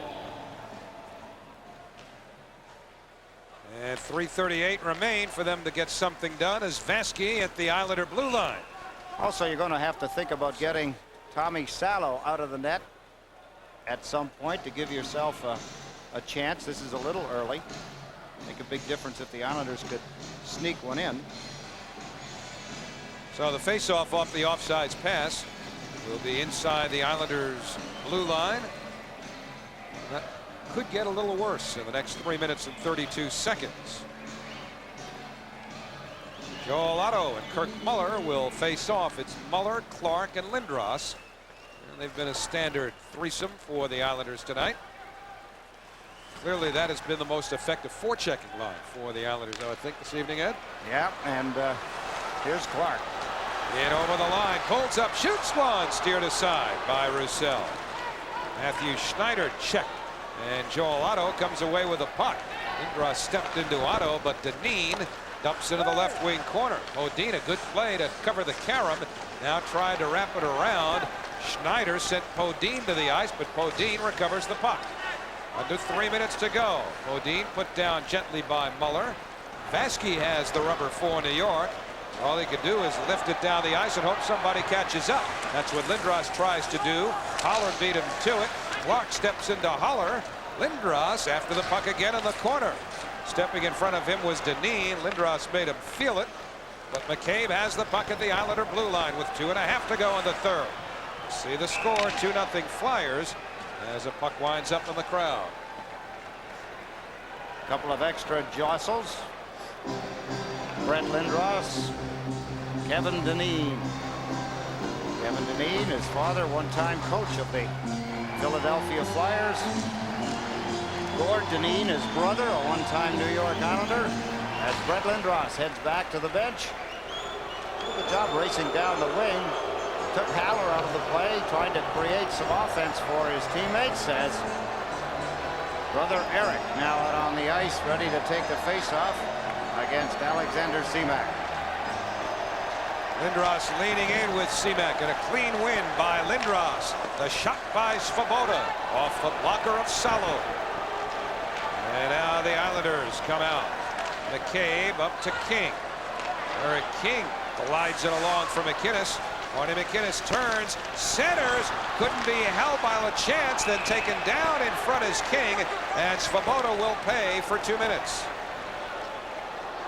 He doesn't think so, but the Islanders will have a power play, and you would think, Ed, that would afford Mike Milbury an opportunity to pull his goaltender Salo and get a two-man advantage. Well, it's always a question. Some coaches don't like to do it that early. Let's see what Mike Milbury likes to do.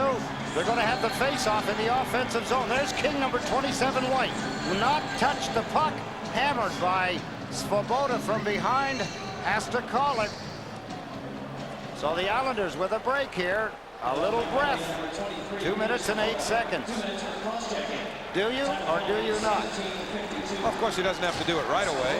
Well, you have to wait and see if you win the face-off first. The worst thing would be is to have the goaltender out. What I would probably do is move the goaltender up to near the blue line so he's closer to the bench if I was thinking of pulling him. And now that the Islanders have possession.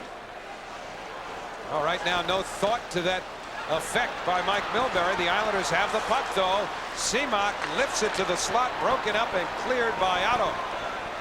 So Salo, who stayed put, has to leave it for LaChance. Islanders on their 6th power play with minute 46 to go in the game and 8 less seconds on the penalty. Derek King drives around the net.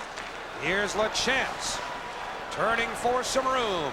The chance on the backhand went through the legs of King behind the net, and the Flyers clear. Never saw an indication at all that Salo was going to be pulled. There was no communication between the bench and the goaltender. Minute 19 in the third period. All the time that remains as the Islanders get it deep. Therrien, though, has the puck for Philadelphia, and it's cleared around and down the ice by Samuelson. Minute left on the penalty, and we approach the 1 minute mark remaining in the third period. We'll see if Salo heads out now as Palffy brings it up. Travis Green takes the pass from Palffy. Salo to the bench. Green behind the net. Ridden hard by Therrien. And it's Joel Otto lifting it towards the vacant Islander cage. They have 2 extra skaters on. 40 seconds of power play time remain. Just a few extra seconds in the game. And the crowd, so enthusiastic at the start, starts mumbling and grumbling as the Islanders down a pair. Eric Desjardins shoots it all the way down. Lindros behind the net. Who's going to play goal? It's Schneider. But the Islanders get the puck back. 19 to the power play, 26 to the game. Bertuzzi with a dump in. Muller chases. Dykhouse gets there first. And the fans now more vociferous in their disapproval of the Islander performance. There's the shot off the side of the empty net by Lindros. Schneider's got it. 10 seconds left in the game. Power play is ended. McCabe at the Islander blue line. Checked by Eric Lindros. Floats it to the open net. He scores. Eric Lindros with the icing goal with 1.5 seconds left. It's a 3-0 Flyers lead. And don't think for a minute that he didn't know what he was doing, Howie. He looked up at the clock twice. I was watching him when he missed the net and hit the side of it the first time.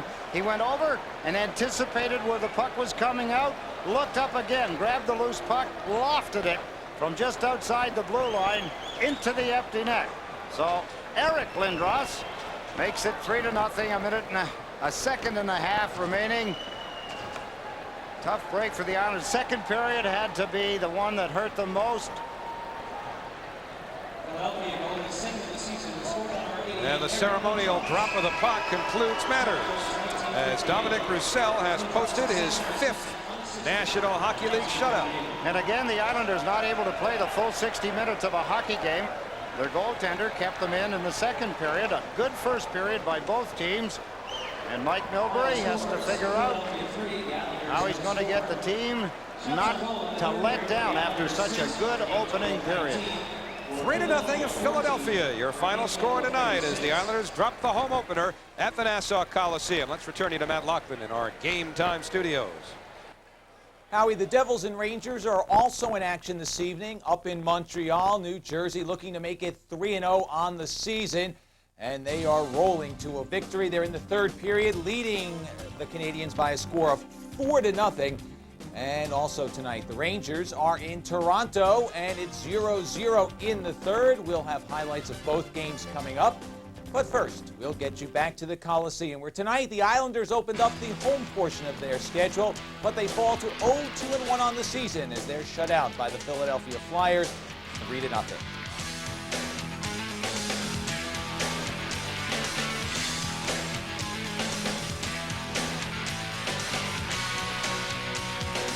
Fabulous Myrtle Beach, #1 for championship golf.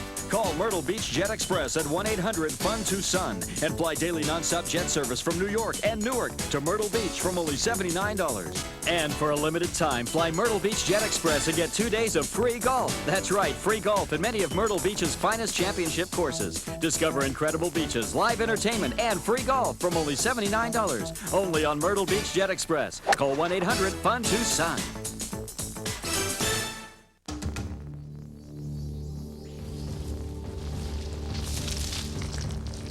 Are you lost in a financial jungle?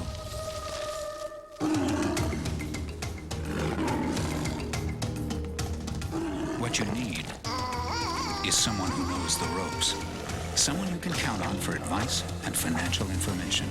MetLife can help you tame the risks and help you make sense of it all.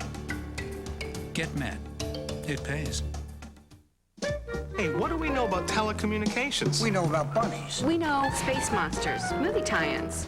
What do I know about ISDN? What is that? You wind it up. Does it come with a battery? NYNEX knows that stuff. NYNEX knows networks. They know all the things I don't want to know. I just know I've got to take the order. Fax the contract? Email the numbers. Let NYNEX worry about how. When we need a new feature? Or an upgrade. We call NYNEX. When they need a Martian android power trooper, they call us.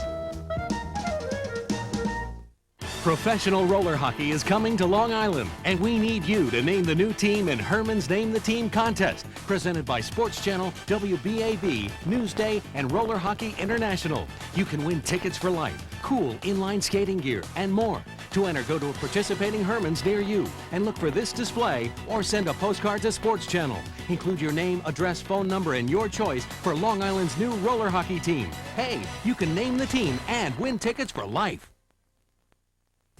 There was no score after 2, but the Flyers score 3 goals in the final 20 minutes. Over the last 2 periods, they outshoot New York by a total of 30-10. Let's go back to Howie and Ed.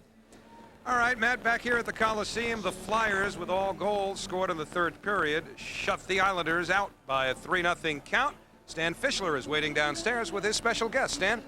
Well, as soon as Dominic Roussel walked in, I said, how many shutouts have you had career-wise? And he said, right on the nose. He called it number 5. This was the one tonight, and a very impressive performance by you. Thanks. It's been a lot of work during camp and everything for me, and it's paying off.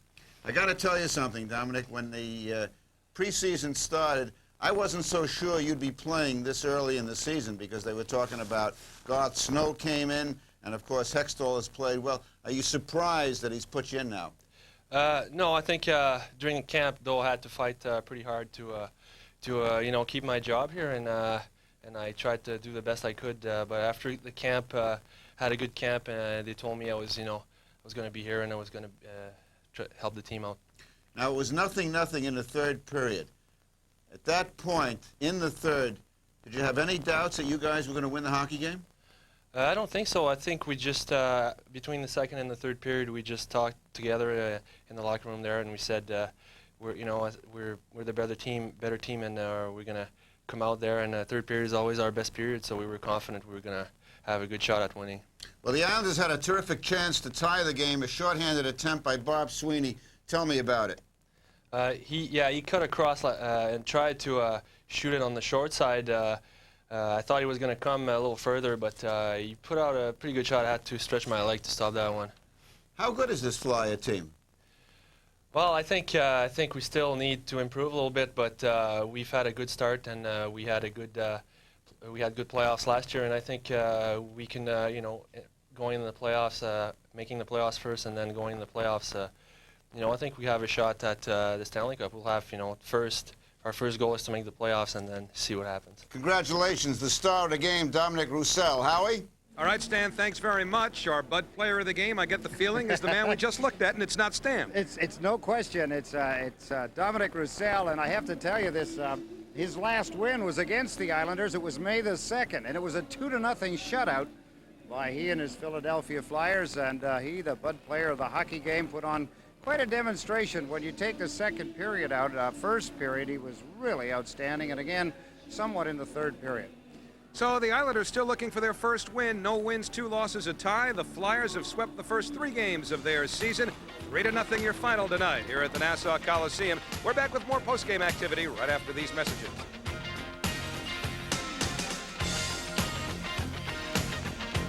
All week on the Discovery Channel, they're big, real big, all heading your way. On land, in the sea. It's a big world out there. Every weeknight, all week. Check it out. Throw your weight around. Play with the big boys. Take us there. Find out if the biggest are the meanest. Get this close. Weigh in with nature's giants on Wild Discovery.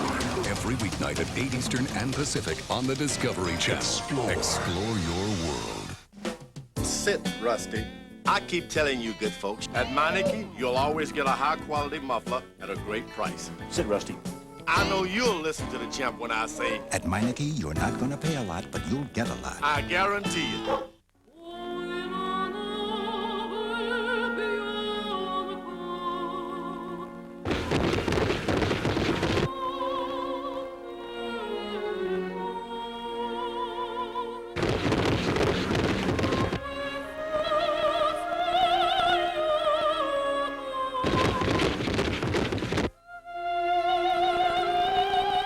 Experience all the beauty and drama of thoroughbred racing on Sports Channel. Welcome back to the Nassau Coliseum. The Philadelphia Flyers have defeated the New York Islanders 3-0. And the Islanders outshot again tonight. They have been outshot now 87-40 over their last two games. I would think that would be a cause for concern for Mike Milbury. It has to be when you're outplayed that much, particularly here in the second period after putting on such a great show in the first.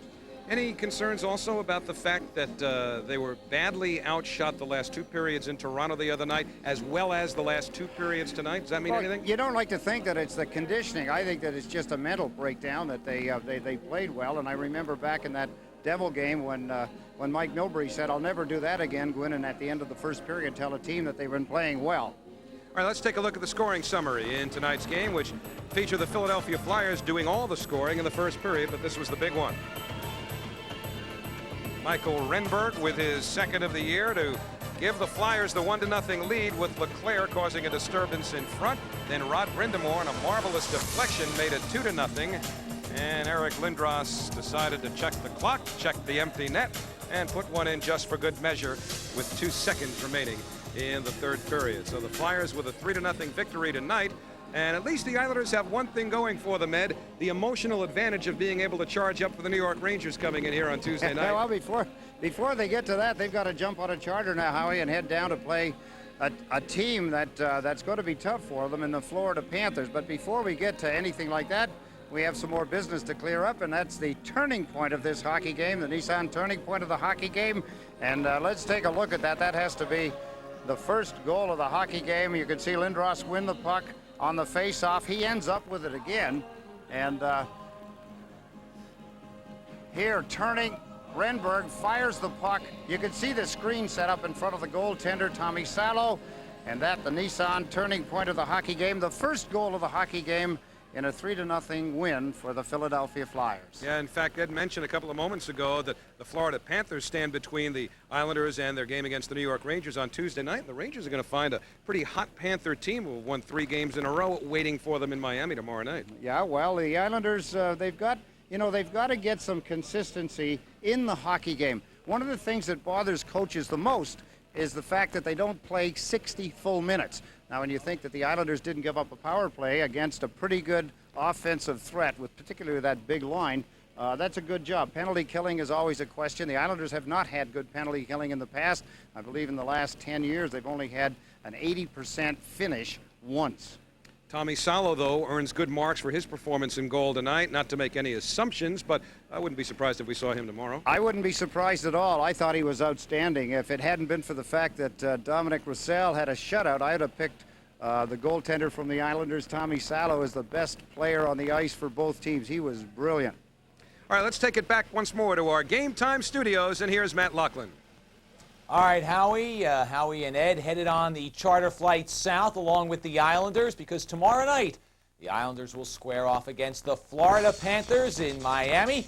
You can watch all the action on News Sport at 5:45. Check in with Game Time, and then 6 o'clock for the puck drop from the Miami Arena as the Panthers square off against the Islanders. Still ahead, a rundown of the National Hockey League scoreboard. We'll have highlights from the Devils and Rangers games. In baseball, Atlanta goes for the sweep, and we'll have a complete rundown of the top 25 in college football, plus a look at local scores. Tonight, Mike Milbury and company go down 3-0.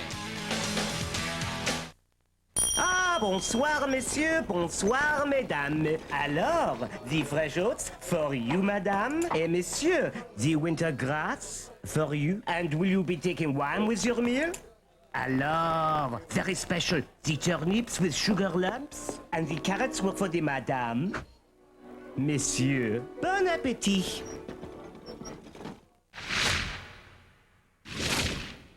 NYNEX. More information, more solutions, more stuff. Boss is selling these Mitsubishi big screens and VCRs like hotcakes. Over at Nobody Beats the Wiz. I want to know how, and I want to know now. They're not asking for any money down. No payments till January '97. No accrued interest. And no hidden charge. What are we gonna do about it? We're gonna give away these. I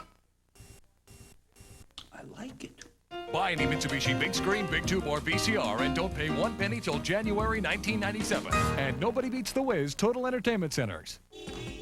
In the world of credit cards, the traffic is getting pretty heavy, and it's easy to get confused by all the complicated new card offers and restrictions. But people who know where they're going use one card, Discover Card, with the Cashback Bonus Award, the Smart Rate Program, and no annual fee.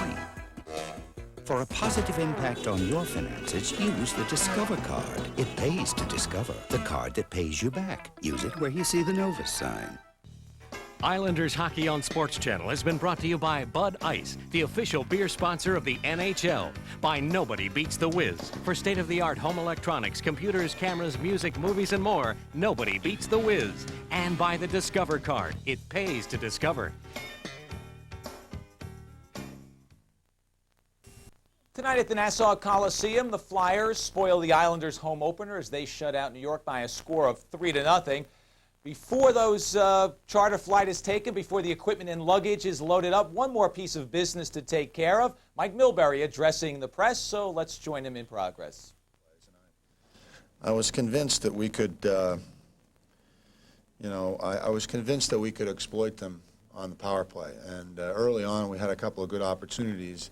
And then as it wore on, as our opportunities wore on, we actually got worse. And I'm not exactly sure why.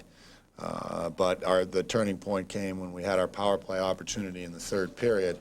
And, we made nothing of it. And they then immediately convert on the shift following. That hurt. That really stung. I think psychologically as well as on the scoreboard. I mean, we should have been more effective on the power play than we were tonight. What did you just tell them after the game? We told them a number of things. I think the people that repeat the same mistakes are going to be condemned to failure, and we continue to repeat the same mistakes. But what I'm most concerned about is we have a number of guys that still haven't got it in terms of how much commitment they have to make in order to win a hockey game. But I also told them that we have to regroup. Tomorrow's another game, and we've got to find a way to put one in the win column. That's Salo tonight. He was outstanding. I think he had no chance on the first or either goal. I thought it was a terrific effort that second period. He was an outstanding goaltender for us, kept us in the hockey game pretty much single-handedly, and put us in a position to win the game. Unfortunately, we didn't come through for him. Does he have to harness going out to play the puck a little bit? Well, he got caught one time, obviously.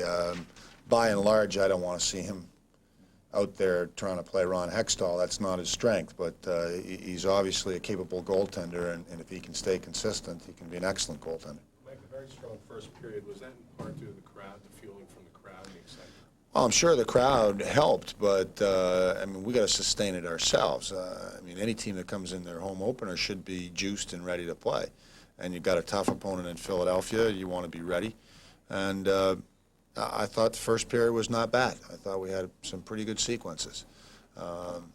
Somewhere along the line, if we catch a break and get a goal, maybe we're energized. But we seem to blow apart at the point in the third period when they scored just after our power play expired. Who were the players you were talking about in terms of commitment?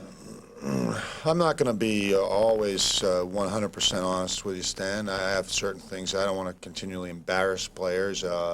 Sometimes it's important to keep between my player and myself my particular comments, and I'll just leave it generic tonight. Could you then elaborate on the mistakes that were being made continuously? Well, I think that we have to be a more physical hockey club than that. I think that we were at times, I know we're playing a big team, but I thought at times we were reluctant to finish, and a little bit, lazy in our pursuit of pucks, and in general, not quite figuring out that it takes a lot of effort, mental and physical effort, to win a hockey game, and that means discipline. When you want to get the puck in the blue line, it gets all the way in. It just doesn't go halfway in. It goes all the way in. When you want to get it out, if you get the puck in the last 3-5 seconds of a game and you want to clear it, you got to clear the damn thing. It's got to be hard and heavy. And we keep doing some of those things in a wrong way. And I think we'll just, I knew when I got here we were going to have to make some changes in terms of attitude, and I don't think those come overnight. The discrepancy in the shots on goal over the last 2 games heavily in favor of the opposition.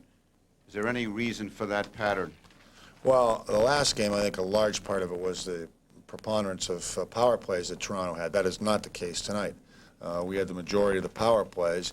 I think in the second period that they worked us over pretty good down low. I mean, give them some credit. They're a powerful hockey club, but you know, we got into a little bit of a laid-back position. Our whole game plan against Philadelphia was we're going to have to jump up and attack their defense, because if we sit back and let their forwards attack our defense, we have no chance. And for a while there, we were successful at it, but eventually we either ran out of steam or we ran out of something because we weren't able to sustain it. Mike, were you relieved or glad that Darius finally signed? Mike Milbury obviously upset with the club's performance, bemoaning their lack of physical play and their failure on the power play. They were 0 for 6 tonight as they lose by a score of 3-0. The Devils went on the road for the first time this season. They were up in Montreal in the fabulous Forum. We'll check a look at highlights as the Devils play the woeful Canadiens, and a first period slugfest, and Chris Nyland says amateurs. Scott Stevens in the first, his shot deflected, but there's Neil Broughton to clean up the rebound. His first goal of the season, 1-0 Devils. Still in the first, Jim Dowd in the corner, plays it in front. Dennis Peterson one-times it past Patrick Wads, now 2-0. In the second, Randy McKay, beautiful individual effort as he whips one past Waugh. 3-0 Devils. 2 minutes later, New Jersey on the power play. Stevens from the point. The shot goes wide. Johnny McLean, though, gets to the rebound, lifts it up over Waugh. That made it 4-0. The Canadiens would score a late goal with 2 seconds left. In fact, Mark Recchi scoring to spoil the shutout for Martin Brodeur. But the Devils now 3-0 on the season. Montreal falls to 0-4 on the campaign. The Rangers are in Toronto to play the Maple Leafs. Tempers flaring in the second. Doug Gilmour cross-checks Ulf Samuelsson. Wayne Presley responds, and they get into it. And watch Presley. Oh, the TKO. It also earned him a game misconduct. Scoreless in the third. Matt Sundin. Cross-eye speed to Mike Gartner, and Mike Richter gets there to stop it, keeping the game scoreless. Almost 8 minutes into the third. Scramble in front. And Nicholas Sundstrom scores his first National Hockey League goal. And the Rangers take a 1-0 lead. They're in the third period. And the Rangers looking to come up with a victory against the Toronto Maple Leafs. Elsewhere in the National Hockey League, Hartford defeated Chicago 3-2. Andrew Castles with a goal and assist. Pittsburgh got 2 goals from Jaromir Jagr as they have an easy time with Anaheim by a score of 5-2. Also in the National Hockey League, they've moved to the third period. Washington leads Tampa Bay by a score of 2-0. Cam Neely has dented the cords twice. He has 2 goals as Boston leads Dallas 4-3 in the third. St. Louis is hosting Colorado. The Blues leading by a score of 2-1 in the second. Out west, San Jose will host Vancouver. That game coming up in about 20 minutes. Baseball and college football are still ahead on the post-game show. We invite you to stay with us as we'll run down those scoreboards when we come back. Tonight at the Coliseum, the Flyers defeated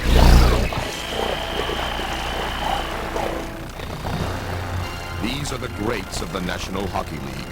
Men who possess the strength, endurance, and character to become legends.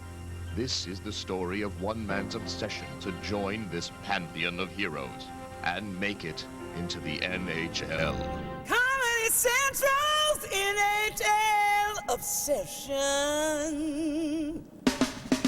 This is Steve White, and this is Nassau Coliseum, home of the New York Islanders.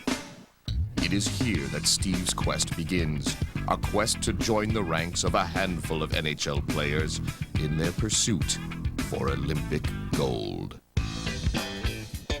What's up? Islanders! What's up, Steve?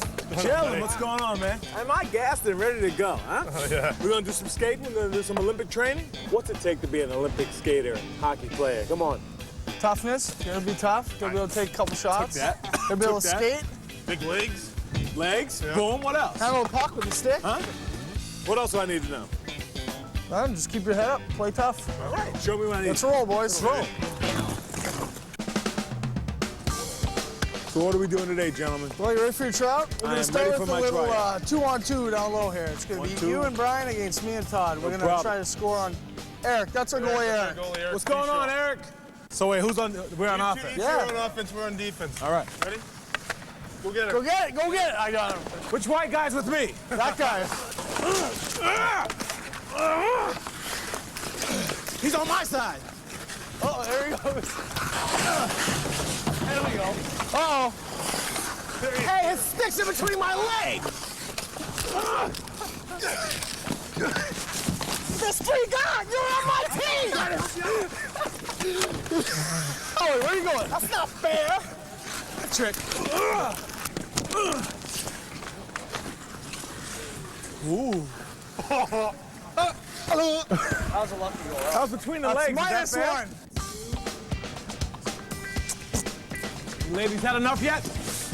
Now we're going to test your defensive skills, see what you got defensive. Defense! Play a little one-on-one here. We're going to come down on you. Try to defend your goalie. My goalie now. Your goalie. All right, so where do I go? Out here? Yeah. Right Right there down between the there. hash marks. Don't trip me. No tripping. No tripping. You ready? I am ready. You ready? Here Bring it on, goatee boy. Is that right? Is that right? Bring it on there. Stop me. Man with long hair. Oh! There you go again. Oh! What's that about? Teach you how to hit now. Get a hit now. There's a little thing called a can opener. Can opener. Show me. Give her the old. Oh, that's something. You gotta learn how to do that if you're playing the NHL. Oh, that's legal. I mean, the fact You got the puck? my shin comes out of my. You got the puck? Is that? That's legal. And the hip check. What's that? Show you the hip check. You got to go in the boards. Come down low. That's not a hip, by the way. Then there's a cross check. You just come in like this, you think low, and then you bring it up. And you Can't do that. That's that's legal. You say you're playing forward and defenseman. Right. A little cross check like that. In the back? In the back. In the You back. can't hit in the back. That's not a penalty at A all. little slash in the foot like that. Ouch. Sometimes Right in hurts. the glove. That hurt. A little spear to the gut. You guys. It's all part of the game. No wonder this is so All much part fun. of You the get to game. beat the crap out of each other. You can be honest with me, guys. What do you think? I think you need some more work. I think you need some training. We gotta get you all buffed up and You're kind of out of shape. Sucking a little wind. sucking a little wind. Sucking wind. You're not I'm sucking wind. condition-wise. No, not at That's all. acting, man. I can do this all day long. let's get him up. Let's go. Come on. Come on, let's go. Let's go. Where you gotta go? Where you go? No! This is humiliating! This is Get skated. I need some training. You're gonna fall through on your front leg. Let's go. Yeah, get going. Right. And then the old one of these. Oh! 99. 100. Fellas! Here he goes. Here he goes. Here he goes.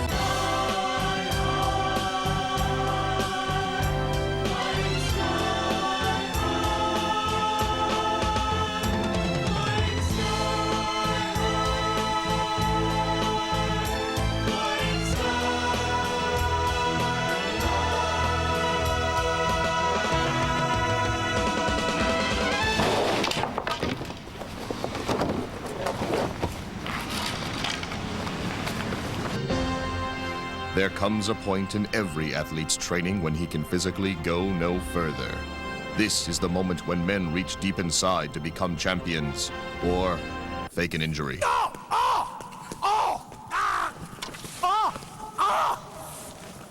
gosh. Oh man. All right. What'd you do? I hurt a hamstring. I told you it was hard to make the Olympics team. Sorry guys. Let's take him out, boys. Let's take him out. I didn't mean to let you down, man. You did good. You did good. I really wanted to make it. Maybe next year. All right. Steve's dreams of Olympic gold were destroyed, but obsession is a hard thing to shake. Soon, Steve would continue his quest to be in the NHL, but for now,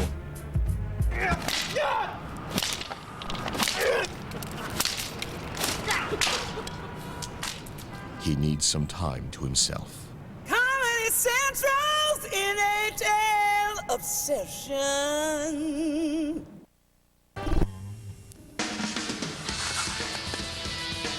I'm all right. Hey, guys. I'm Steve White. Steve quickly turned his rejection into redirection.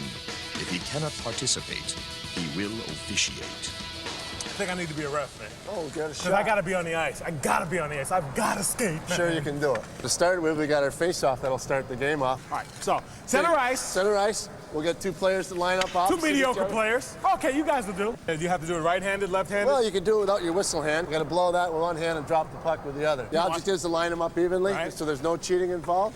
They'll put their sticks down. Usually the visiting team will put theirs down first, and then when the other team's ready, the puck will be dropped and it's fair. See how nice and flat that drop? You can do that. Why don't you try it? Yeah, let me try it. All right, guys, I Now want, you gotta look. I want a clean game. Hey, isn't that a Hell Bob comic? You got the okey doke, man. You gotta concentrate, focus. Now we got the game started. You're all set. You can be honest, don't they hate you though, really? Don't the Oh, players yeah. actually hate the refs? You know. Well, no, yeah, especially if they lose. They don't like us guys. Refs, do you like them?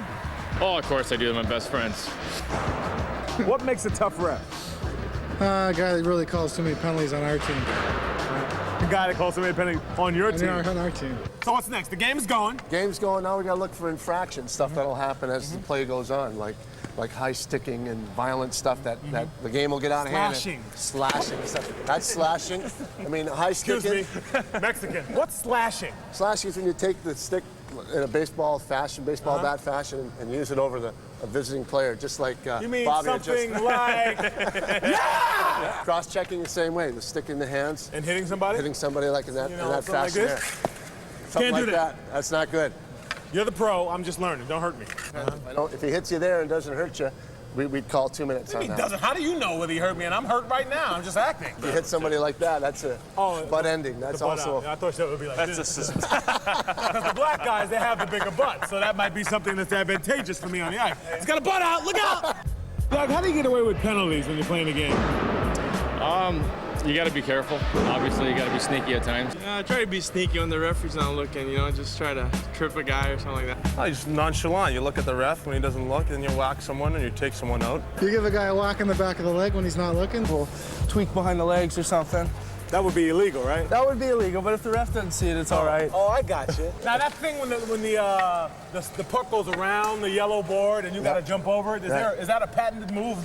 Well, you try to get on the dasher there and lift up, face your skates the other way. Would you like to try that? Maybe we can get you let's over get there down. and shoot. Watching the action. You're watching the action. Your head's up. You're looking good. Puck comes. There you go. Jump up on the boards. There you go. That was great. You got to face this way. Right. Now. No, I'm If you're cool. gonna fall, I'm cool. face that way, just in case. That was butter. I think I did pretty good on that one. You did really good. I am ready to call a game. Yeah, you look ready. First thing you got to do, you got to get that collar down. Oh, sorry. Take that collar down. Sorry, I was trying to be cool. Now you need this baby right here. That goes. Oh, Mark! Yeah, now you're officially there. There you go. Now, when you do that, players bring them to attention. You got all the important pieces of equipment on? Below? Shoulder, boom. Okay. No! Now remember, some of the signals that we're looking for, okay? High sticking, just like you got a stick in your hand. All right? There's slashing, just like you're chopping your arm off. That's slashing. Very Double good. dribble? No double dribble. Huh.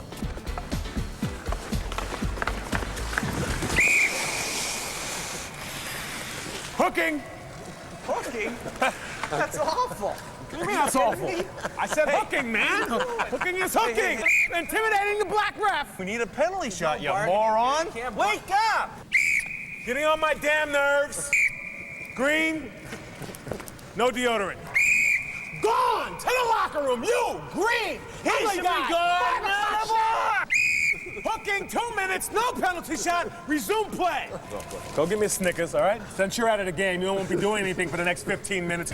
You are the man.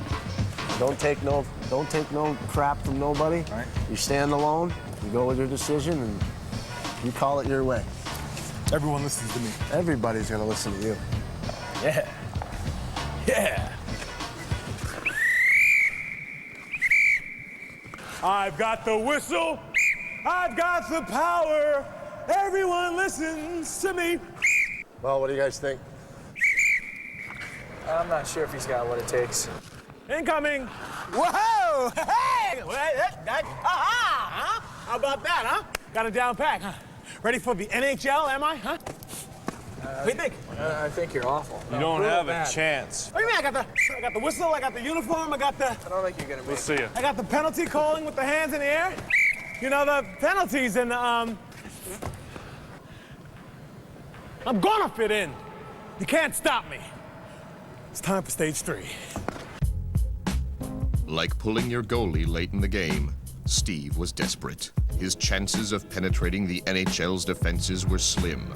But every kingdom needs a jester, and every hockey team needs a mascot.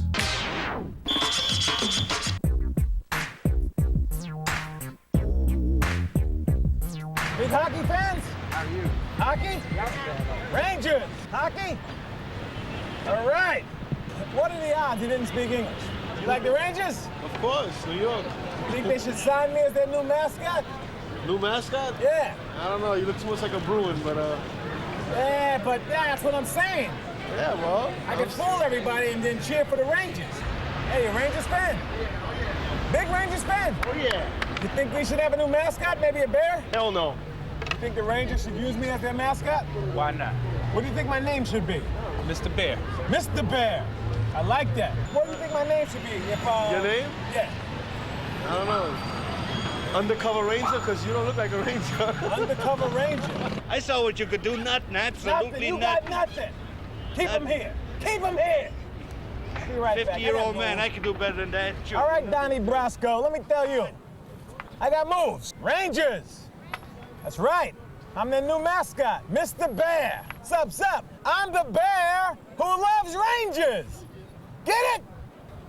Where my hockey fans at in this town, huh?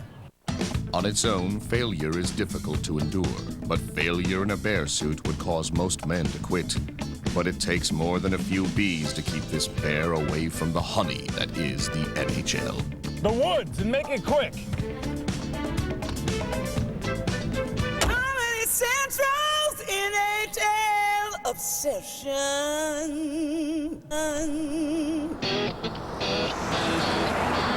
Desperation leads to inspiration, and inspiration leads to New Jersey. It is in this humble suburb that Steve seeks out the one man who can salvage his shattered dreams. A beacon of light who can guide Steve to the shores of the NHL. The foremost of fans, Dancing Larry. Hi. Hey, how's it going? Pretty good. Larry? That's me. Hey, how's it going? I'm Steve White. Steve White, Dancing Larry. Nice to meet you. Why don't you come in? Sure, thanks.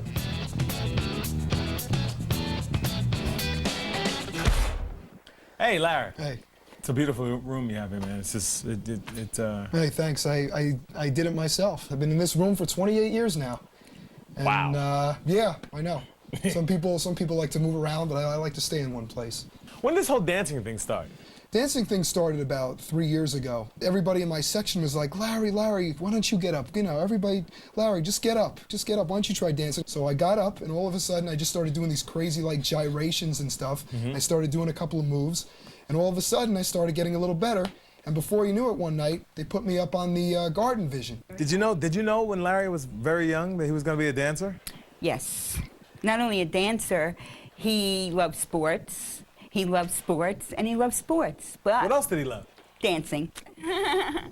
Dancing. Do you have any top moves? I mean, what are your top moves? I got some crazy top moves. I like to. We call it the churning the butter type move. And another one, even though I didn't come up with this move, the little Batman move. And then there's another move where I flail my arms out, where I go like this, in like a wild motion. If you watch me enough, I think you can get down some of my moves.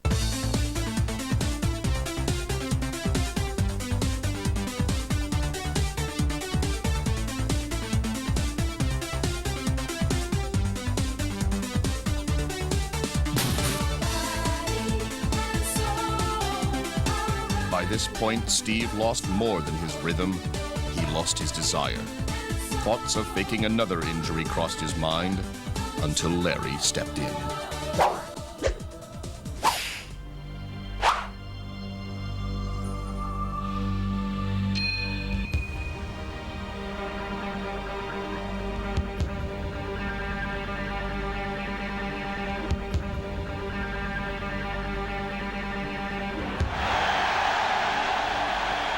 Finally, inspiration struck, and the world was about to meet Dancing Steve.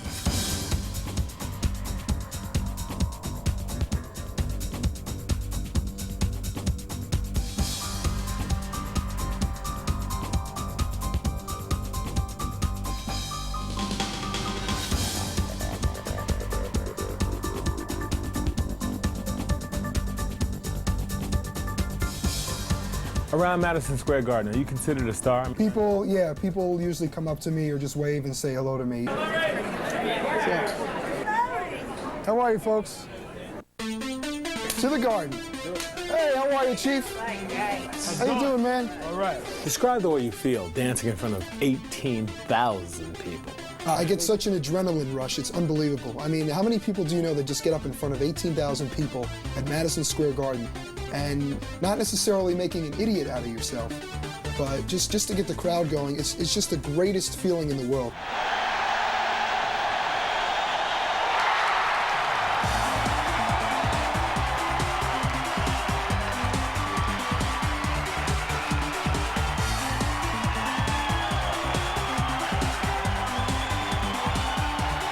Dancing Steve's opportunity knocked in the form of a short-handed goal with 3:14 left in the third period. Yeah! All right!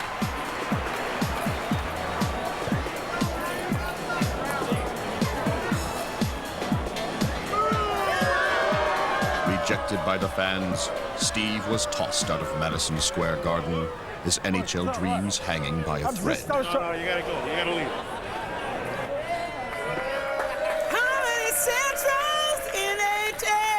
Obsession, in a tale, obsession.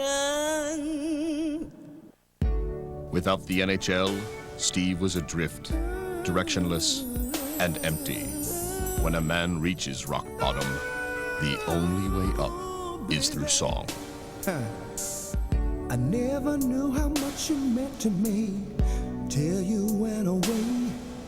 The summer months seem so long, forever and a day. But as the days grow colder, I know you'll be back soon. I've been lacing up my skates and writing down this tune. Take a shot at hockey, take a shot at love. You'll fit in the NHL like a puck fits in a glove. From the Jersey Devils to the Dallas Stars above. When you take a shot at hockey, you take a shot at love. Ooh, that big Olympic dreams, girl, shattered by an injury. Tried on the suit, I got the bug out of MSG. I wore the whistle and the stripes, but I ain't no referee. I couldn't get into the NHL, but girl, the NHL's with me. Take a shot at hockey, take a shot at love. You know hockey's there for you when push comes to shove. Fierce as a tiger, gentle as a dove. When you take a shot at hockey, take a shot at love. At hockey, take a shot at love, baby. Don't freeze me out, girl. Take a shot. Take a shot at hockey, yeah. Take a shot. I'm against the boards, girl, yeah. Take a shot. Take a shot at hockey, yeah, baby. Love. Take a shot, oh, baby.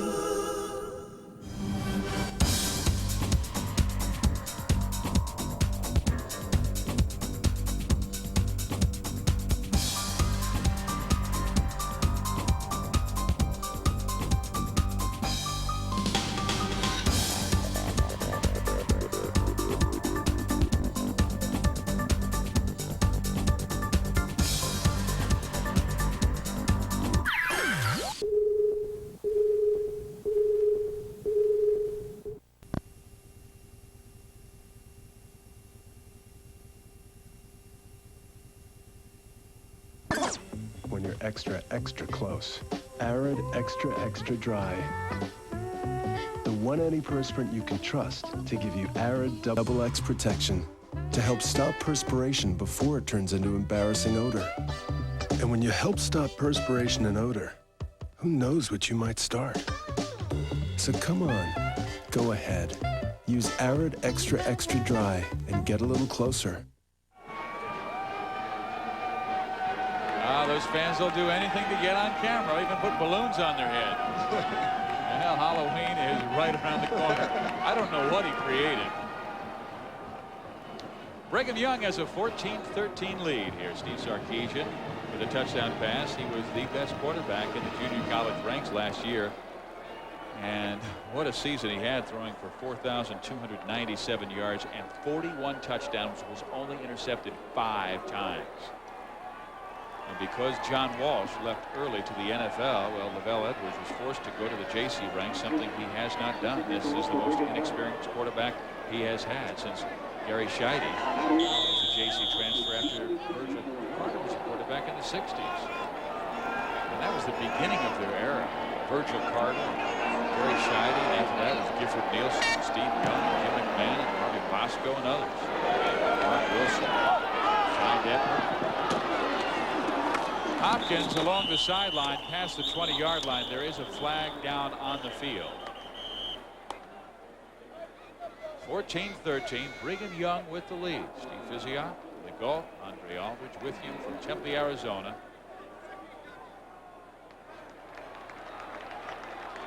And a holding call against the Sun Devils will push them back. Let's go down to Andre Aldridge, where he has a discussion on his favorite subject. Well, I got to tell you, as you can see, I've got something special, and it's our Burger King Top 10 Fans Poll. Let's go and see how the fans voted this week. On top of the poll, Florida State, followed by Nebraska, Ohio State, USC, and Florida squeezed in there. Auburn, you know, a lot of Notre Dame fans eating at BK and voting in. Tennessee rounded out at number 8, and then Colorado and Wisconsin. And as you can see, the Burger King poll is, as always, oh my goodness, it's a whopper once again. Andre has been searching Tempe for the best burger, and he finally found one. You and I are the soup and salad guys, and now Andre's trying to force us to the burger palaces, and he finally got his meat. He never misses a meal, boy, I tell you. He sure doesn't. Jake Plummer comes out at quarterback after the penalty put them back to the 14-yard line. Chris Hopkins stays in at running back number 21, senior from Tucson.